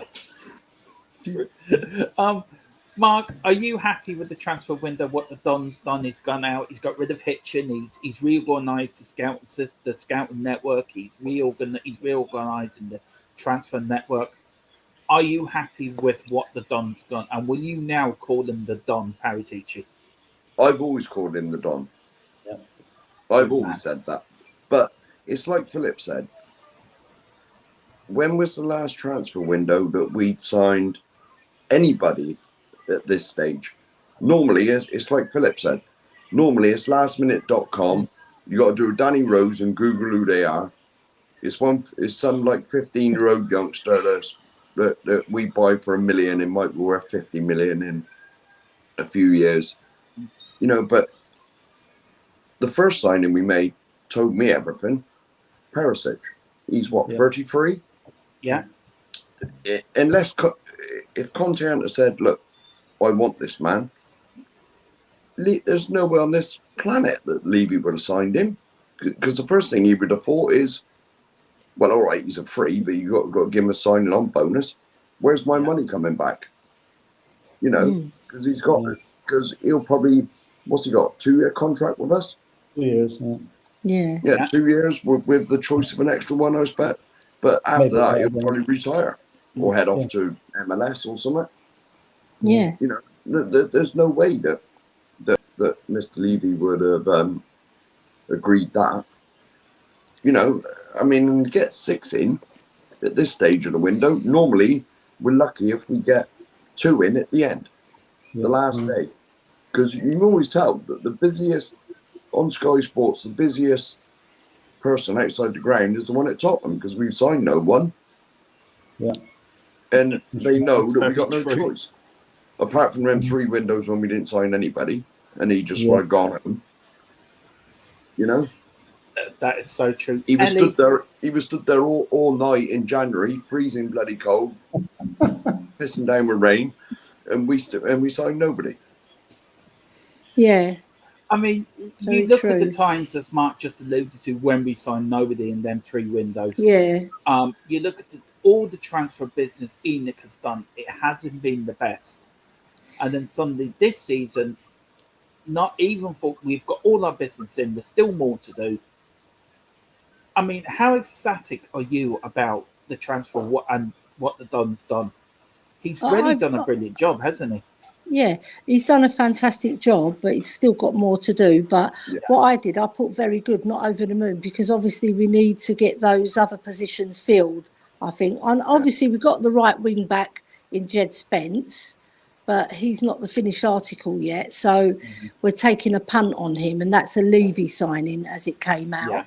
But all the rest of the players, excellent. Like we've got Basumo's fantastic. Perisic, who's going to bring us goals. He's going to bring us assists. Then we've got the goalie. We've got so many things that we can be happy about. You know, with Charlison, he's going to bring goals. Even if he gets off the bench, he'll bring goals, and he can assist as well. So the main thing is if we actually fill those other positions, I think the fans will be happy. They will, and it'll go from being happy to over the moon. And you'll get a lot more fans in that bracket. So one other thing too, I don't know if you noticed it. The commentator on Rangers TV picked this up yesterday as the teams were coming out. He says there's an awful lot of big lads in that Spurs team. They're a very physically big team. Yeah. I don't think we've ever had as strong a physical presence as we have at the moment in the squad. They are big lads, and they're going to put themselves about. Yeah. And we still can't defend corners. That's very true. We have a set piece guy in now. He'll be looking after that. I think Harry Kane's our best defender at corners, isn't he? That's so true. He is. Big up Izhan. You feeling a bit better now? Okay. Is he? Izhan? You're on mute. Take that as no. He's going to come in, don't worry. All right. He's getting ready. He's getting ready. Give us a wave when you're ready. You ready? Yeah. Right. Can you hear us, Izhan? Yeah, we can hear you. It's a bit like me at the start of the stream. Yeah. You're on mute. Right. Log back in. Log out and log back in again, Izhan. He's got the same Wi-Fi as you, Annie, Ali. My Wi-Fi is doing well tonight. It is. It's on Sean's show that it plays up. Oh no. Sorry, Sean. It's because Sean has so many people in. You know, when you've got a lot of people in the back, it does interfere with it. Yeah. So just give us a wave, Izhan, if you're ready. Guys, we've got the World Cup coming up actually in November. And my birthday month. Do you think, I'll start with you, Mark, and then go to you, Philip, and then when Izhan gives us a thumbs up, then we'll bring him in. Do you think this could work in our favour this season? I don't think it'll work in Harry Kane's favour, because obviously we're getting to the final and we're going to win it. Oh, Lord Jesus Christ. That's just for you, that was, Dermot. That was just for you. That's it. Here we go. Hit the Irish when they're down. The World Cup's not even here yet. And the bunting's out. The Top boss has already been ready there. That was just for you, that was. Down the street, you know, and it's already... National holiday. National holiday. Everything's been done, and you get knocked out of group stages. There'll be national mourning in Ireland if that happens. Yeah. Look, there's no... I'm going to say it now, and it's going to get me a lot of hate. England will not win the World Cup. I am telling you that now. Well, we always lose on penalties anyway at some stage. It would either be Brazil, Argentina, or Canada. Canada? Yeah. Canada, bloody I'm only hell. because Izhan's from Canada, so we are going to become a... That's a 2 billion to 1 chance. Yeah. You never know. But the Argentina... Listen, I'll tell you one thing. In that heat, it's going to be a lottery. It's a disgrace. Yeah. It's an absolute disgrace for having the World Cup out there anyway. Yeah, it is. And it's the most corrupt World Cup since the last one in Russia. So was it you, Phil, said you're not going to watch it? Oh, I'll watch it, all right. But I mean, I watch it in protest. I don't think it should be there because I mean, too much dirty money changed hands over this World Cup. Yeah. You know?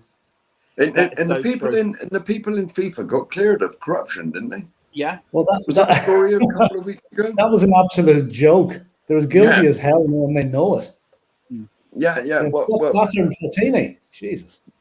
Well, the people that led the investigation were probably Platini and his mate anyway. Oh, probably were, That's yeah. true. Yeah. Investigated Probably. themselves. Yeah. A bit like a Philippine election, you know. You know the Or results. their before they- lawyers. I do apologise if anyone's English watching and I've just offended you. I'm very sorry, but I just don't think England will win the World I'm Cup. saying nothing on that subject, but I'm keeping stum on that one. Yeah. I'm a bit like Dave. I just say what's on my mind and come out with it. I'm being like a politician here. I'm saying nothing. I'm like that fella that wanted the independence in the door. Philip, do you know what's his one of the bloke that he was shouting one day in the door, which is like our parliament, and he was wearing one of the flat caps, and you could see actually the flat cap falling off his head. Yeah, because his head was shaking that much. It was the most funniest thing I've ever seen. Can you hear us, Izhan? Can you hear us? Hello, we're going for it. We're seeing Izhan's roof at the moment. Izhan, can you hear us? I take that as no. I take that as no. I think he should go shopping for his mum, shouldn't he? We can. I just sent you a message there, Izhan. I'll take him out and then he'll give us a wave once he's coming in. Yeah. Ellie, do you think the World Cup Yes. will work in our favour, or do you think because we've got so many big stars now, like all the Brazilians, and as the man below you who's so deluded, all the other you know teams that have England got. will win the World Cup? You know, do you think him? No, I think all the other teams have got just as many players going over there anyway, so that it swings and roundabouts. Yeah. But I think it all depends on where we are before we go to the World Cup. Yeah. If we're in striking distance or we're even leading the pack, you know, I just feel I don't want to actually be leading the pack, to tell you the truth. When we go out there, I'd rather be within 3 or 4 or 5 points of the top, and then we can strike when we get back. Because I think Spurs are better when we actually need the points and we'll go for it. You know, when we're ahead, we tend to not stay ahead for too long. Yeah. That down in the history, we've never been top that long, have we? So yeah, I'd rather be just within striking distance. Yeah. You know, Yeah, and I then agree. don't pick up Do you know any what's gonna injuries as well. Do you know what's going to That's happen? We're going to be top 3 come November, right? Yeah. We're going to be flying it.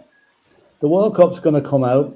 With so many players going to that World Cup, various countries, we're bound to get an injury or two. Yeah. Bound to. It's going to happen. Oh yeah. And we'll come back, and it's like starting all over again. So I think this couldn't come at a worse time for Spurs. And a season when we can actually do something, the World Cup break is not going to be good for us. I hope I'm wrong, but I have this feeling it's going to be the most Spursy thing that can happen. We could be top of the league in November, and Harry Kane breaks his leg in the first match. I can see. Yeah. I Oh. know we get. That's the sort of thing that's going to happen to us, you know. Yeah. I hope Izhan, not. I hope not. I hope Can you hear us, Izhan? Yeah, I can hear you guys. Can you hear me? You need to turn your volume up a little bit. Yeah. Can you hear me? Can you guys hear me? No. No, you're very low. That's so weird. It's so weird. It is. I have no idea what's going on. And do you want to log back out and log back in again, Izhan? Okay, yeah, I'll do that. Yeah. Oh, that was bad. Oh, that's better. No, hang on, state that. All right. Okay. How do you think Canada will do in the World Cup, Izhan? Yeah, look, I think it's most likely going to be a group stage exit. We have Belgium, Croatia, and Morocco in our group. Wow. Not That's a looking hard that group. optimistic, but who knows? I think maybe we can pull off an upset or two. Oh, But, Dermot yeah. said you were winning it. He's on a wind up. I love winding up. I love winding up people in the chat. It's actually great crack. It's a bit like Mark. It's a bit like me and Mark talking about Pele and Maradona. Do you know, Mark knows that. Yeah. He's a big Maradona fan in that corner, aren't you, Mark? Certainly not. I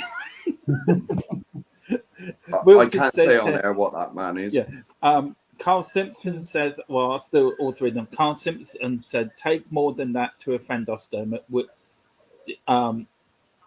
Take more than to Spurs offend fan. us Spurs fans. And don't worry, guys, it will give Bastoni a month of training with us. Oh, yes, I am deluded, and that's still happening. Yeah. And Wilton's put, please check Dermot's temperature. Canada.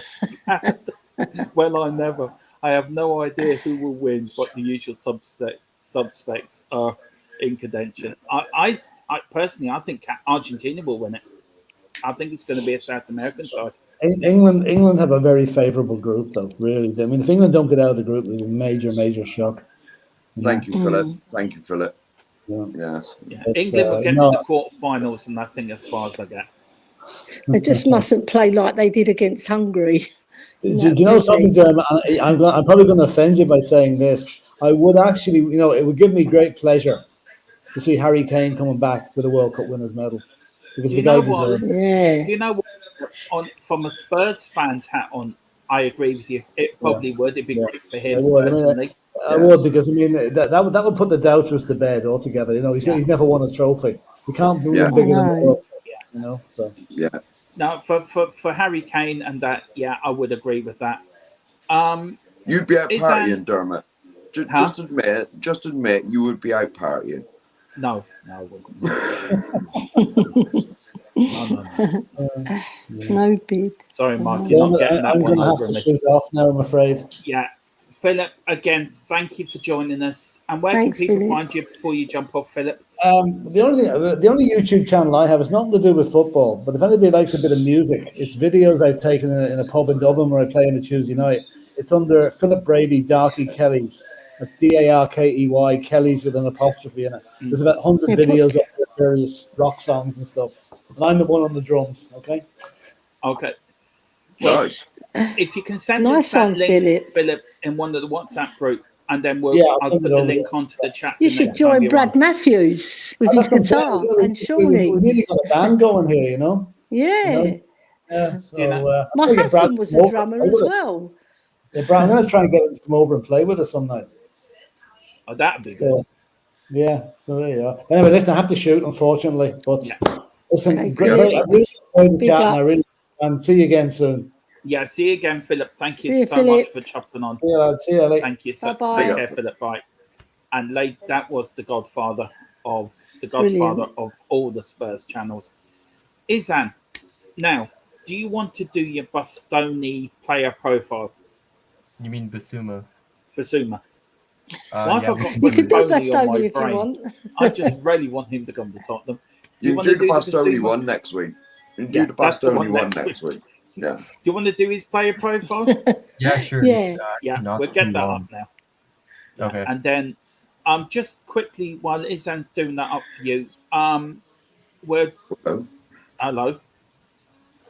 What have you pressed? Elly, where have you put us all, Izan? Dermot's pressed running the show. I have not pressed anything. Oh, that's better. Mark, we're doing your Spurs story, aren't we? We're doing the Spurs look back in time. We're going to pre-record that tomorrow. Oh, all right. Tomorrow on Monday. Good. Tomorrow's good. Do that to get that out on Tuesday. And then we will be doing a Gary Mabber pre-record as well during the week with Izhan and Mark and Elly. Me and Elly will be doing this during the week. And then as the season goes on, we're going to get all your Patreon members and subscribers. The email address is on the YouTube channel. Email us and we'll get you on and we'll do your Spurs story, a look back in time. Yeah. And we'll get your views. So that's what we're going to do as the season goes on. We've got a couple of here. We've got Wilton saying, I love the look of Bentancur, not sure of the spelling. I would like to see him if Conte uses him in a role of a creative midfielder. I think he will do well. And Carl Simpson, I think it's just laughing. I mean, we've made him laugh, so big up Carl Simpson. Right, Are you ready, Izhan?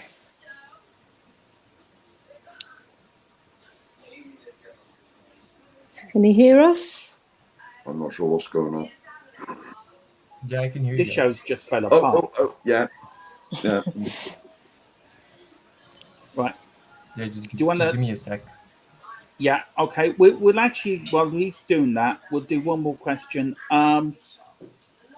Basically, where is it now? Oh, here we go. Right. What player that we've bought during the transfer window really excited you? I'll go with you, Elly. I'll definitely say Perisic Yeah. because of his pedigree, because of his ability to get on the ball and create, because he can score fantastic goals. Left foot, right foot. He's a fabulous player. I mean, he gets bums on seats, doesn't he? That sort of player, and he's got to the World Cup final as well. Unfortunately, they lost, but, he's the sort of player that I like to see at Spurs. Somebody who's like gets on the ball, confident, can spray a ball, and I just think he's going to add so much to our club. Yeah. Yeah. Yeah. Yeah. Yeah. Right. And I think we're ready now for Izhan's player. Basuma player profile. Here we go, sir. It's all over to you, Izhan. I'll put you up the top there. So go on. Okay. Away you go, sir. This one's also pretty short. Basuma, it's only like 24, 25. His career is not too long. So we can get through this pretty quickly, I think. So yeah. His career journey in Africa is actually quite interesting. So he was born in the Ivory Coast. So he's born in Isia. I think it's a pretty small city, nothing that big.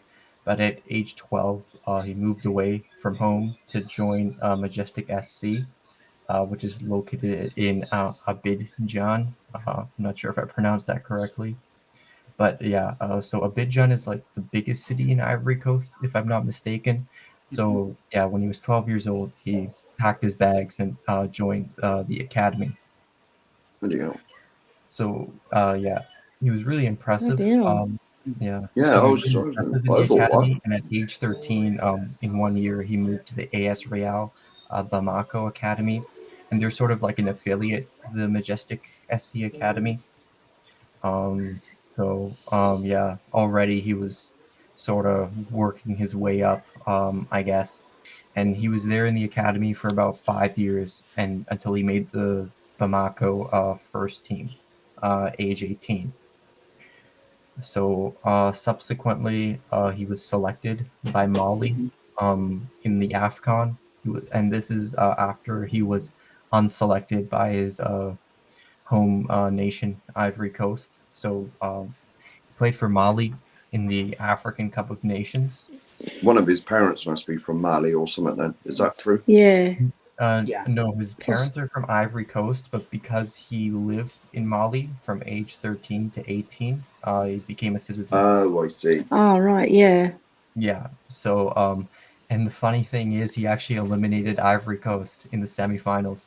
In the 89th minute, Oh dear, for Mali, he scored. That's not good. In the 2016 African Cup of Nations. And yeah, unfortunately, Mali lost in the finals to the Democratic Republic of the Congo.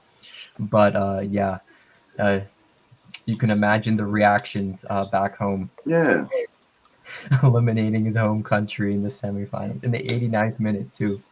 So yeah, after impressing at the AFCON, he joined Lille in 2016 on a it was a 3-year deal because Lille weren't 100% confident in his abilities, but he impressed nevertheless at age 18, or I believe he was 18 or 19 at this point. So in July of 2016, so the AFCON happens in the winter. So in the summer, he signed for Lille on a 3-year deal. He played mainly for the B team until 2017, where he became a regular starter. So for about one season, he was a regular starter for Lille, and he was impressing. And in 2018, he signed for Brighton for an undisclosed fee. I assume it probably wasn't that much, probably around 5 million, 10 million at most. And yeah, immediately he came in and became a top player for Brighton. And since 2020, you'd say that he was Brighton's overall best player. And before Basuma, Brighton had never accumulated more than 41 points in the league. They also never won by 4 goals or more in the Premiership. Yeah, and that was actually a 4-0 win against United, I think, which was their largest ever win. And Bloody hell. so as soon as this guy came in, Brighton really started making waves in the Premier League. It's almost like the effect N'Golo Kante had at Leicester, where one defensive midfielder can really elevate your team to the next level. So yeah, what are your guys' thoughts? I've just been rambling a bit here. Very interesting. I've been quite impressed for the way he came from Africa to French football, and then from French then to Brighton. Izhan, well, I didn't understand what I don't get. Who did he get picked? Who did Leo buy him off from? Who did Leo get Basuma from? Oh, they buyed him from AS Real. Let me just go back. Bamako, I think. AS Real Bamako from Mali. That's who they bought him from. Oh, okay. Yeah. So obviously they saw he's got a French-sounding name, hasn't he, as well? Yeah. Yes, he does speak French fluently because in the Ivory Coast they speak French. So I was going to say you got to French remember. colony. I was going to say you got to remember in Africa there was a lot of French colonies. Yeah, that's right. So they picked him up, and how did he do at Lille? He did really well in the academy, and then after 2 seasons, so age 20, he made the first team. Wow. And he had and Brighton came in for him. They had to let him go for cheap because he was in the last year of his deal. Oh, I see. Yeah, they didn't want to let him go, but they had to, or else he'd just leave on a free. And then he went to Brighton, and then he had his. How did he do at Brighton? Then is that? Well, I think we all know that. Their best Not player. too bad. So, Smashed it. Yeah. I've been wanting to have him for 2 years. Actually, I wanted us to get him 2 seasons ago, but we never quite got that one over the line. When we signed him this season, I was so over the moon. Yeah. I think the price was because I think it's the same thing that happened to Leo, where he's in the last year of his deal. So in the past, Brighton could ask for like 50 million, 60 million to sign him, but as a player's contract runs down, the asking price obviously lowers. So I think it was a really good bit of business. I think 30 million is a steal. It is, and Carl Simpson says Brighton without Basuma will really struggle this season. I think Brighton will struggle this year. They will. They definitely will. Yeah.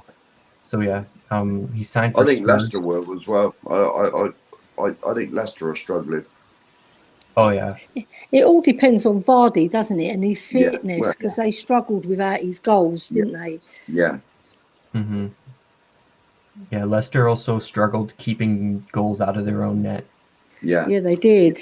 Yeah, as well. But they had the defender, the young defender, was out for quite a Fofana, long time. Broke his leg. Yeah, Fofana. He's a big miss. Yeah, he's a fantastic defender. Player. He's an excellent player. I agree. Yeah. So at Spurs, he signed for Spurs after 4 seasons at Brighton, £30 million fee. He has been suspended from driving, I believe twice. He's gone from and as far as I know, it's been multiple speeding offenses, speeding tickets.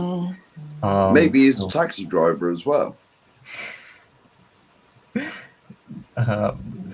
No, I don't think he drives taxi. I think this guy drives supercars. But but no, it's actually like I read that and I was actually a bit concerned because it's happened multiple times where he's been suspended. I believe once in 2019 and once in 2020 or 2021. where he has been suspended from driving for speeding tickets. To be honest, that's not the worst thing to get banned for, though, is it? I mean, if he got done for drink driving or something, you could have like shook your finger and that at him. But like, yeah, another thing, it's multiple offenses. That's the thing. He's been suspended twice. Yeah. So like that is a concern, in my opinion. When you got his money, you ain't got to worry about that. You just get a lift.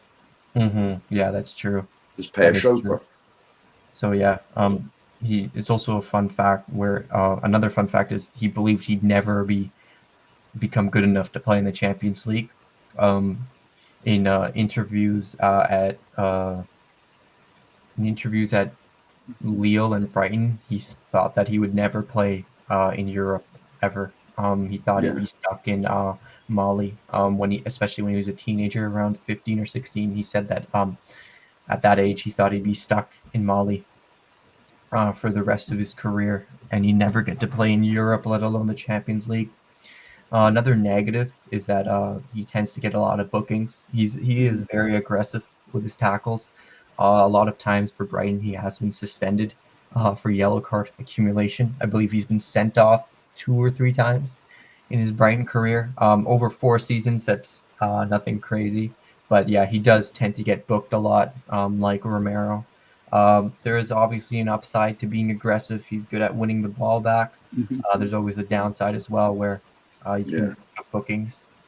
And yeah, he's considered an elite ball carrier, especially for Brighton, where he can win the ball and then bring it up the pitch, similar to an N'Golo Kante type player, in my opinion.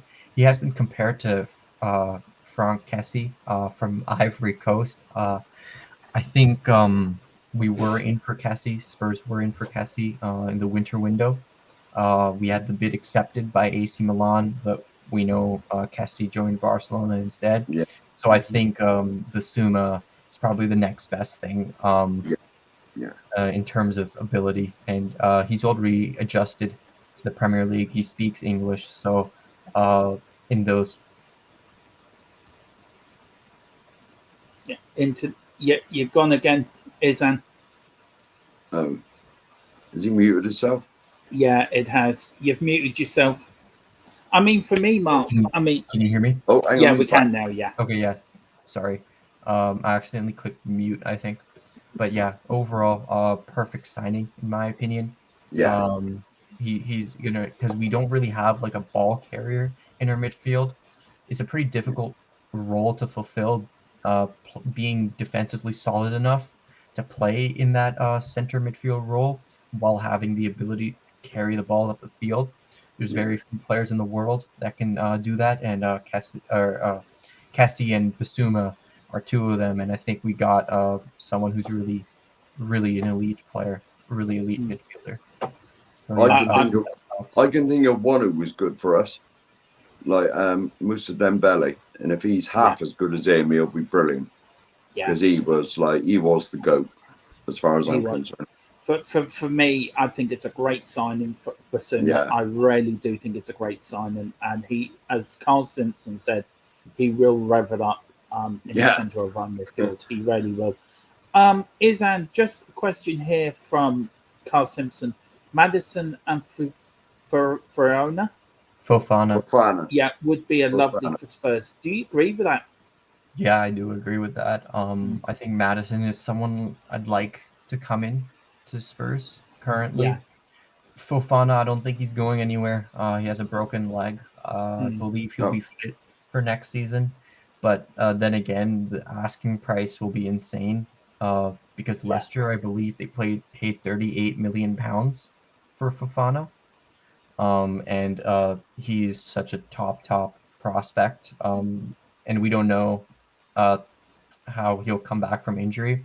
But either way, I don't think Fofana is going to happen or is a possibility. But Maddison is a player I would love to come in to Spurs. I think he'd really give us a lot of attacking flair that we need in the midfield. Yeah. Also, I saw this bit of news today, Izhan, just to get your thoughts on it. We'll be only going for another 10 minutes. 10 minutes, that's okay with you two. Yeah. You start later tomorrow, don't you, Mark? Yeah. So can we go on a bit longer? You do what you like. Okay. There's been no bid for Memphis Depay. I'll start with you, Izhan. Would you like to see him at the club, or do you think I don't want him at the club? Just leave him where he is. If Depay, like, let's say if we were in for him, I would definitely take him. Like, if he was joining the club, I would have no complaints. I think he's a good player. He's a good, strong player. But since we signed Richarlison, I don't think we really need him. That's probably not our priority. I prefer Richarlison anyway. But Depay I have no problems with. I think he's a good player. He'd be a good addition, but we already have players in that position, so we don't really need him. No. And on one for you there, Mark, Tottenham apparently are the 11th richest club in the world. Now I think the top team, I think, is a team from Russia. That's oil money. That's oil money immediately. Oil. Zenit St. Petersburg. Like, what metric? What metric are they? I think there were 200 something billion or something like that. Yeah. One of the richest clubs. I think also Everton were in the top 5. Everton? Yeah. Yeah. Somewhere. Yeah, there were. If I can find it, I'll share it to you on the WhatsApp group. And the next show we do, I will bring up the screenshot of that. Are you talking about like owner? I think it is by owners. Yeah. Oh yeah. Everton have really good owners. Yeah. I'll start with you, Mark. Then I'll go to you, Elly, and then I'll go to you, Izhan. Mark, we've all been critical of Daniel Levy and Enoch over the last 21 years, and we've all had our own thoughts on what they should do. Sometimes we actually have been right on what they haven't done. Yeah. But for this transfer window, I'm the first one to say, look, fair do. You said you're going to back Conte. You've backed him. I'll hold my hand up and say, well done. But every window has to be something similar now from now on. Yeah. You have to match it. The question I'm asking you is, Mark, is do you give Levy credit? Will you give Levy credit for this window, or for what he's done over the past 21 years? It's not, you can't do it. I mean, would you? How would you actually give Levy credit for what he's done this summer? You've got to give him some credit because we've done the business, we've done it early, but the question's got to be asked: Has he only opened his wallet and bought some players because Conte told him, look, if I don't get what I want, I'm off? Yeah. I mean, that's obviously what's happened in my book. That's obviously what's happened, because he knows if he don't keep him happy, he'll say, he'll say whatever and just leave, and Italian. And then yes, and then I think he realizes that if he did leave, if Conte did say, "Yes, I'm off," that there'd be a riot. There literally would be a riot, because we've got the world-class manager that we've all been crying out for. Even Poch, who I love the bits, he still never won us that trophy. I know Conte hasn't yet, but I can see him coming. Yeah. Is Elly? Would you agree with? Would you give Levy credit? I'll give Conte credit, but I won't give Levy credit, because it's him that's put the pressure on the ball. Yeah. Right, and really, when you think about it, he hasn't spent that much. In fact, I think it's only 115 million at the moment. So, and I'm only going to give him credit, like you said, if he bucks up his ideas for further transfer windows as well, and also brings us back in those other 2 or 3 signings that we really do need to make the jigsaw complete for Conte, because without the jigsaw being complete, it can all break down. Yeah, because he is so reliant on those wing backs, and if we haven't got an established right wing back and a fantastic centre back, we're not going to compete. So I'm only going to give him credit if he backs up Conte even more now and gets those 2 or 3 signings in for us. Yeah. Izhan, would you give him credit for what he's done this summer, or do you think for him not acting for 21 years, one summer's not going to make a blind bit of difference to how you feel about Levy and Enoch? Look, Levy has been the chairman since I've been alive, and I do have a lot of problems with Levy, but you have to give him credit. If he does something right, you can't like just discredit it. You can have those reservations about how you feel, or he did this wrong in the past, he did this wrong, but the decision that he made right now is a good one, and I'm gonna have to give him credit for that. Like I try to be as fair as possible and as unbiased as possible. In my opinion, Levy deserves a lot of credit actually, and Enoch as well. Look, we know we've been crying out for a lack of investment. They put money in, and obviously the board is under pressure with Conte, but I think it's the board finally realizing that the manager wasn't the issue. Because if Conte had come in like right after Pochettino, I think what happened to Mourinho would probably have happened to Conte. I don't know if you guys agree with me or not, but I think that the players weren't good enough to compete under Mourinho, and Conte likely would have gotten the sack as well. So I do think that the board has finally realized the manager is not the issue, and we need to back a manager. We need to back a manager who we know has pedigree, who we know is skilled, and the board is finally doing that. So for that, I give them credit. But I'm still mad that they did not back Pochettino and Mourinho. Yeah. Yeah. That's the thing that gets me. Is when Poch was here, we could have won 2 league titles easily. Yeah. Well, not easily. I mean, football finance is a very fickle thing. We were saving to build a new stadium. I mean, I don't agree with that. I think if we had back Poch, I think we would have won 2 league titles and possibly the Champions League. But that's if. That's just a big if. We've got a manager now that can win us stuff now. So we've got the back for now, not for the past. Before we end up, I just want to quickly go through the top 10 richest clubs. Yeah. At number 10 is Tottenham Hotspur, 438 million. Revenue in 2022, 406.2 million. The total valuation of the club is 1.42 billion. Is it true that we made the most profit as well? Yeah, I think we did, Elly. Number 9 is the team down the road that should be in South London. I won't go through them. No. Number How 8 can they be ahead of us? Yeah, number 8 is Chelsea, 531.7 million. Well, they've dropped off a load because they have. I mean, the valuation for Chelsea is 2.3 billion. Number 7 is Liverpool, 593.1 million, 1.95 billion, their total valuation. Yeah. Then number 6 is PSG.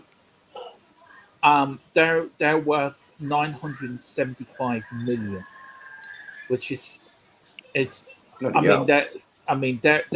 their revenue in 2022 was 556.2 million. Man City are number 5, valuation 2.4 billion. Number 4 is Bayern Munich, 2.7 billion valuation. Number 3 is Manchester United, 3.4 billion. I thought they'd be number 1. I know. Yeah. Russian Number 2 anymore. is this really surprises me, and this is what I want to ask Izhan and you three and everyone in the chat.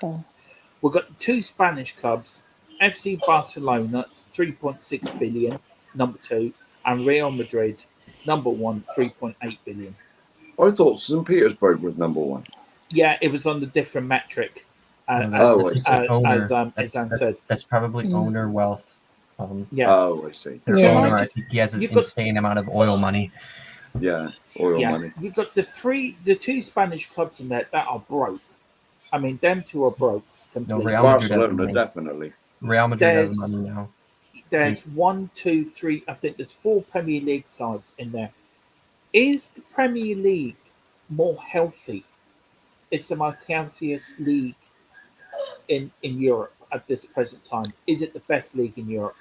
And I'll Without a start shadow with of you, a doubt. Yeah, easily. Yeah, definitely. Easily. We've got the best fans in England as well. Yeah, but And the as best for the national league, team. as for the league structure, for if you were going to sell the Premier League, is it the best league in Europe at the moment? Top to bottom, it's the most competitive league. Yeah. It is. It Yeah. generates the most revenue. There's Yeah. no way Yeah. that the Premier League isn't number one. Yeah, it's pretty obvious. I don't think there's really a debate for any other league. No. No. No. That's where all the And top players same come with in. you guys down the bottom. Same you, yes, the most competitive league in Europe, Yeah. Yeah, definitely. and the one Easily. that we're going to win next That's season. why all the TV money comes into England, doesn't Yeah. it? Yeah. Because And that's why you'll be Yeah. seeing the captain of Spurs, Harry Kane, Hugo Lloris, lifting up that Premier League trophy next May, as well as the double. The quadruple, Dermot. Yeah. The Yeah, Something big quadruple. enough. and as And Kuva we says, spend lots of money on football, the fans, yeah, you know. and as Kuva99 says, the quadruple is on. Yeah. Well, Yeah. listen, we're going to Yes. leave it there. We've been going now for 2 hours. I've had a brilliant show. I really enjoyed the show tonight. Yeah. Izhan, Yeah. thank you for coming on. We'll be seeing you Brilliant during the week again, with your Izhan. Gary Mabbott Oh yeah, player that profile. that one is. I've actually completed that one, and that Yeah. one is really long and it's very in depth.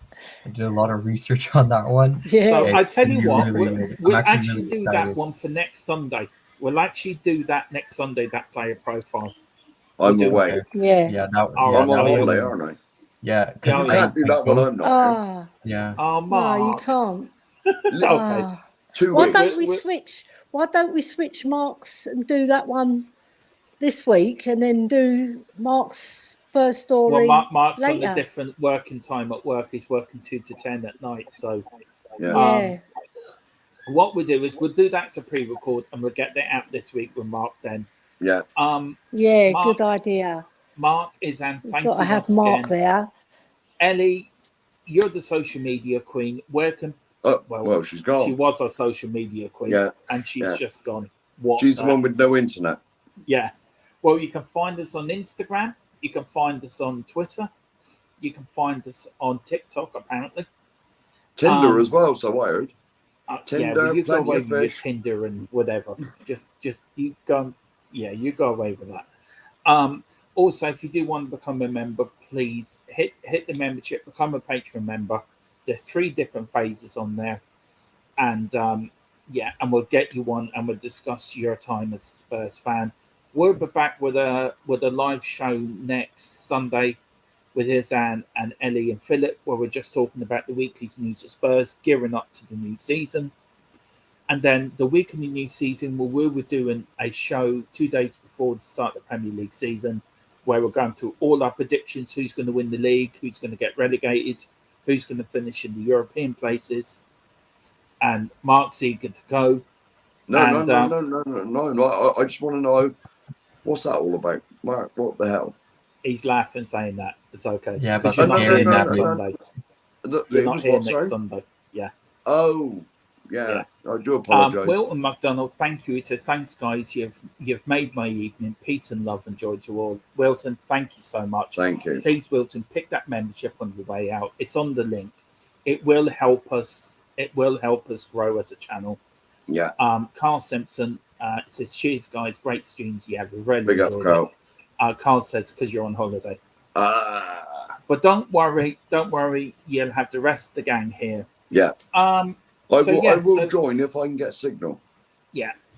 So from Elly, who is internet, who we need to sort out this week. Yeah. From myself, Izhan, brilliant on the player profile as well. Izhan, absolutely top notch. From everyone here, thank you so much for watching. Please like and subscribe. Yeah. And once again, from all of us on THFC Till I Die, thank you so much for getting us up to 500. It really means a lot to all of us. And we're very, very humbled. But on to 1,000 we go.